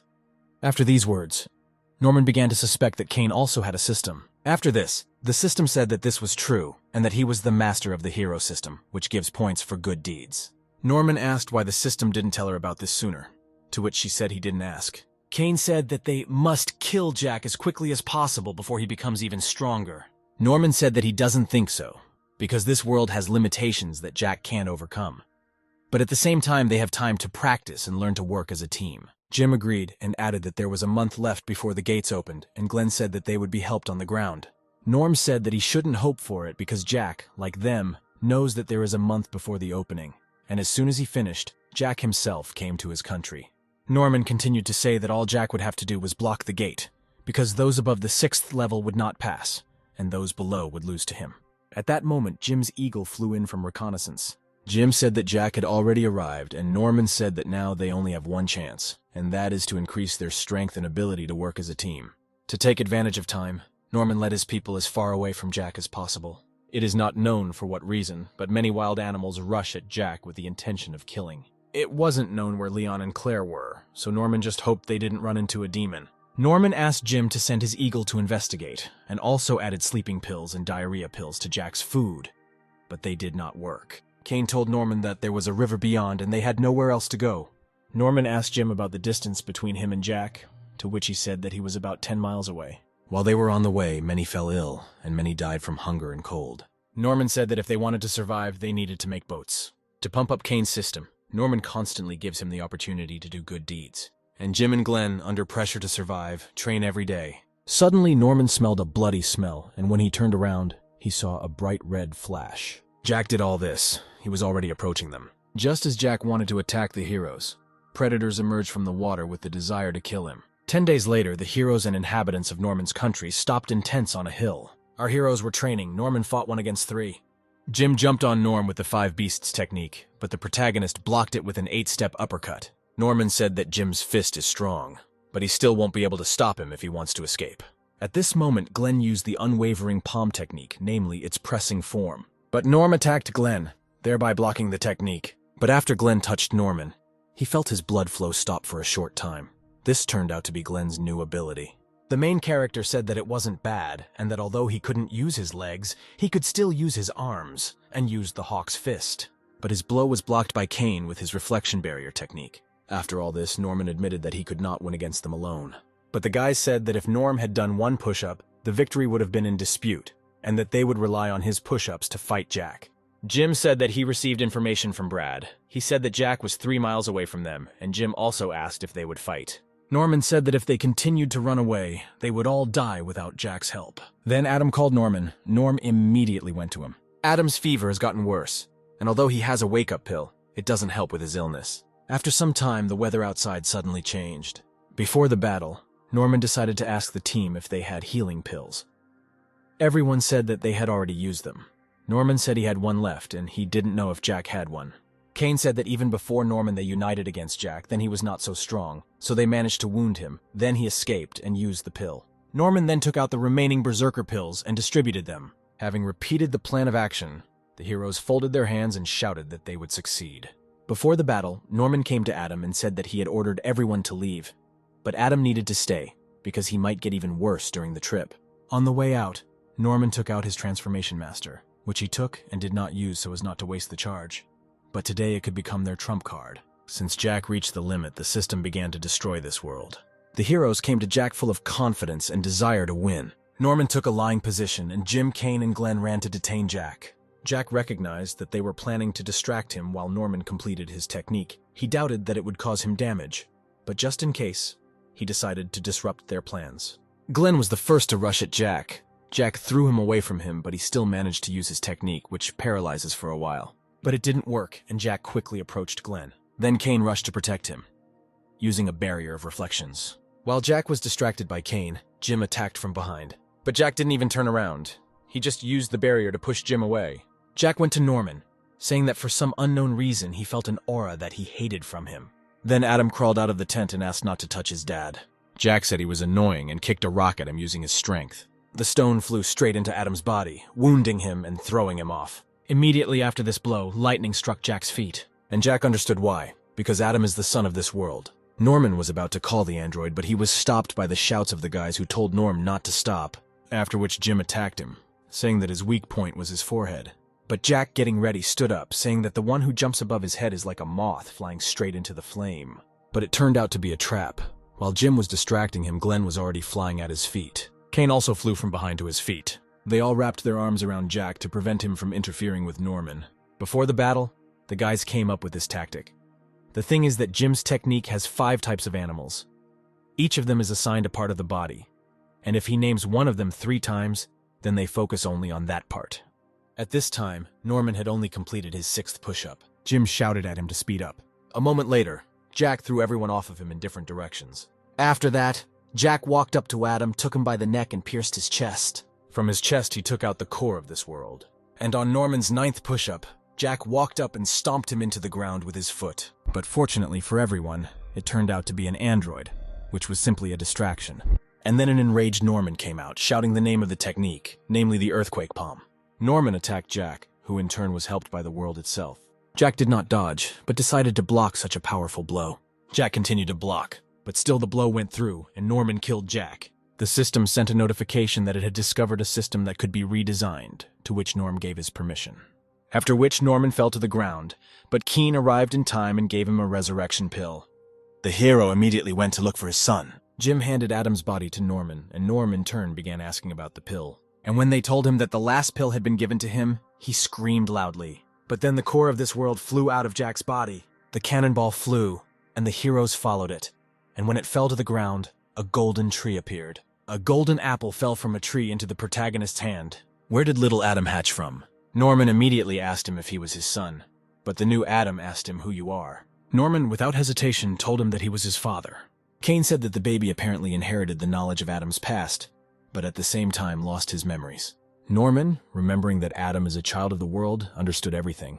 He understood why Adam was different from all his relatives. I understood why he was born a child prodigy and spoke his language, why he wrote down everything for him. I understood why Adam was perceived as a father and not as a god like others. Kane said that maybe the doctors from their world could restore his memory. But Norman said that it was enough for him that Adam was alive, and that his place in this world. Having finished this topic, Kale handed Norman his transformation master. Norman asked him that he really didn't even ask him what it was, but Kane replied that everyone has skeletons in their closet, including him. After that, Kane and Norman shook hands, and at the same moment, Jim and Glenn ran up to them to shake hands with everyone. And with the laughter that was a side effect of the berserker pills, our heroes ended their adventure in another world. Teacher stood in front of the portal, not understanding where the children were, because the portal opened half an hour ago. Immediately after leaving the portal, our heroes began to cleanse the key of heaven and earth. While the heroes were being cleansed, Claire and Leon emerged from the portal and got lost in the cave for 4 months. They began to show their bags with plants from that world, Leon said that they strengthened Ki, and Claire asked permission to take them. But the director said no, because everything that was found in another world is handed over for research. But a little later, they will receive a reward for them. The teachers and the director saw that the heroes' Ki had cleared and wanted to see their progress. Our main character has reached level 6. Glenn and Jim reached level 5. Kane only reached level 3. Claire and Leon were shocked when they heard that Norman had reached the second stage in one go. But suddenly the director noticed Jack was missing. The heroes suddenly froze with sad faces in front of the director. The director asked what happened there, suggesting that it was an accident. Kane said that as soon as they entered the other world, Jack became not himself, and in the end he left them no choice. Norman gave Mr. Ralph a book with all the information about that world. The director thought about it after the words about Jack. The director pretended that he believed it, and asked to tell more if there was anything. But the heroes replied that they had nothing to say. But then the director grabbed the heroes, telling the teachers that he would bring them to one place and return them. The students said that they killed Jack in self-defense, but the headmaster said that he was not going to punish them, and said that the place where they were flying was far away, and they could sleep. The heroes could not calm down, so he put them to sleep with his powers. The main character woke up in a completely white building alone with an unfamiliar man, not understanding where he was. The man, who was sitting with his back to the hero, said that it does not matter where the main character is now. All four were given strange stones. Kane's turned red. The man said that this means Kane has a system.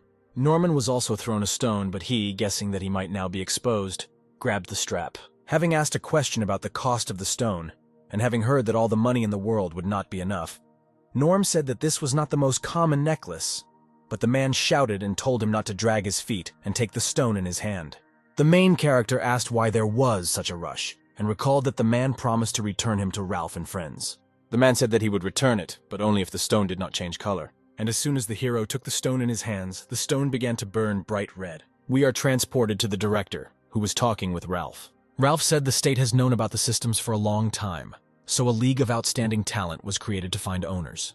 The old man said that they were in one of the branches of the league, and also said that the man who was checking them was a member of this league, and that only members of the league had instruments to identify a person with the system. The director told Kane that a decree had been approved, according to which all users of the systems were required to be in the league, and that from that moment on, he was prohibited from taking entrance exams. Kane asked if he could refuse, but the director said no, because the system is still poorly understood, that the system cannot be destroyed, so it is better to contain it, which is the task of the league. The student said that the system is nothing more than a tool, and everything depends on the person. He said that he will not cause trouble to the country and will not harm anyone. Ralph said that the league is also needed for the safety of users, because the system is suppressed only in their world. But when entering other worlds, the system may behave differently, an example of which is Jack, but he is not the first victim and not the last. The director said that he would still continue to improve his skills in the league.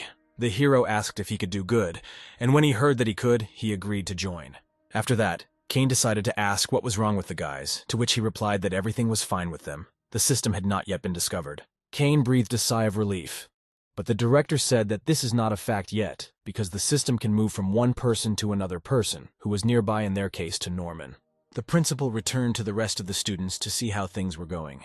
When he heard the answer that everything was fine, he looked at Norm with some suspicion. The old man asked to see the results, and saw that Norman's amulet was burning very brightly. He asked how this was so, to which the man from the league said that this was a normal reaction to contact with the system. The reactions of the students were different. Norm, pretending to be surprised, confirmed his guess that Ralph knew about the system, and Jim and Glenn did not understand what they were talking about. A league employee said that if a person has a system, the stone changes color to red, but with Norman it just glowed. Already in the office, the employee from the league realized that the glow of the stone upon contact with Norman was more like contact with the divine exchange system. Suddenly, an unfamiliar office with a ringing telephone appears to our attention. This call was to a man with a dog tattoo. He agreed with everything that was said on the phone, where he was told about Norman and his loved ones. We are transported to the main characters, who are traveling with the director and with a female league employee, who said that she was forced to drop them off. But before that, the chance of spreading information must be prevented. The director decided to make sure that everything would be okay with the guys, and the woman rushed to say that their neuralizer was safe.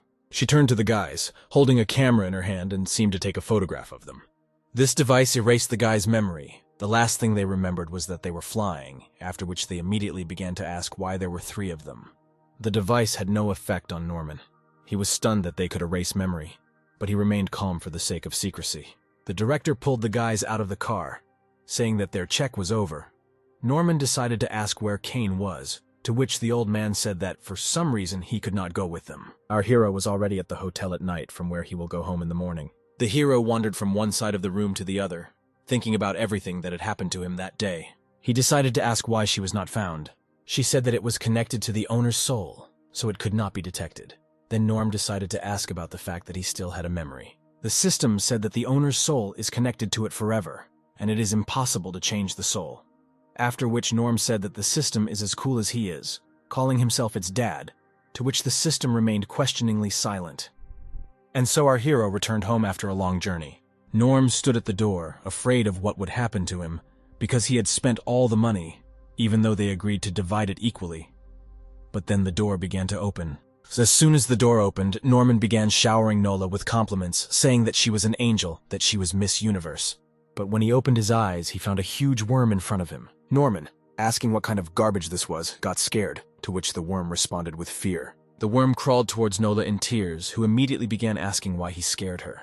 Norman hurried to ask Nola who this weirdo was. She said that the energy worm was Jimmy, which she bought from a merchant from another world. Nola said that his meat was as effective as small recovery pills, and eating meat in large quantities generally increases the amount of QE.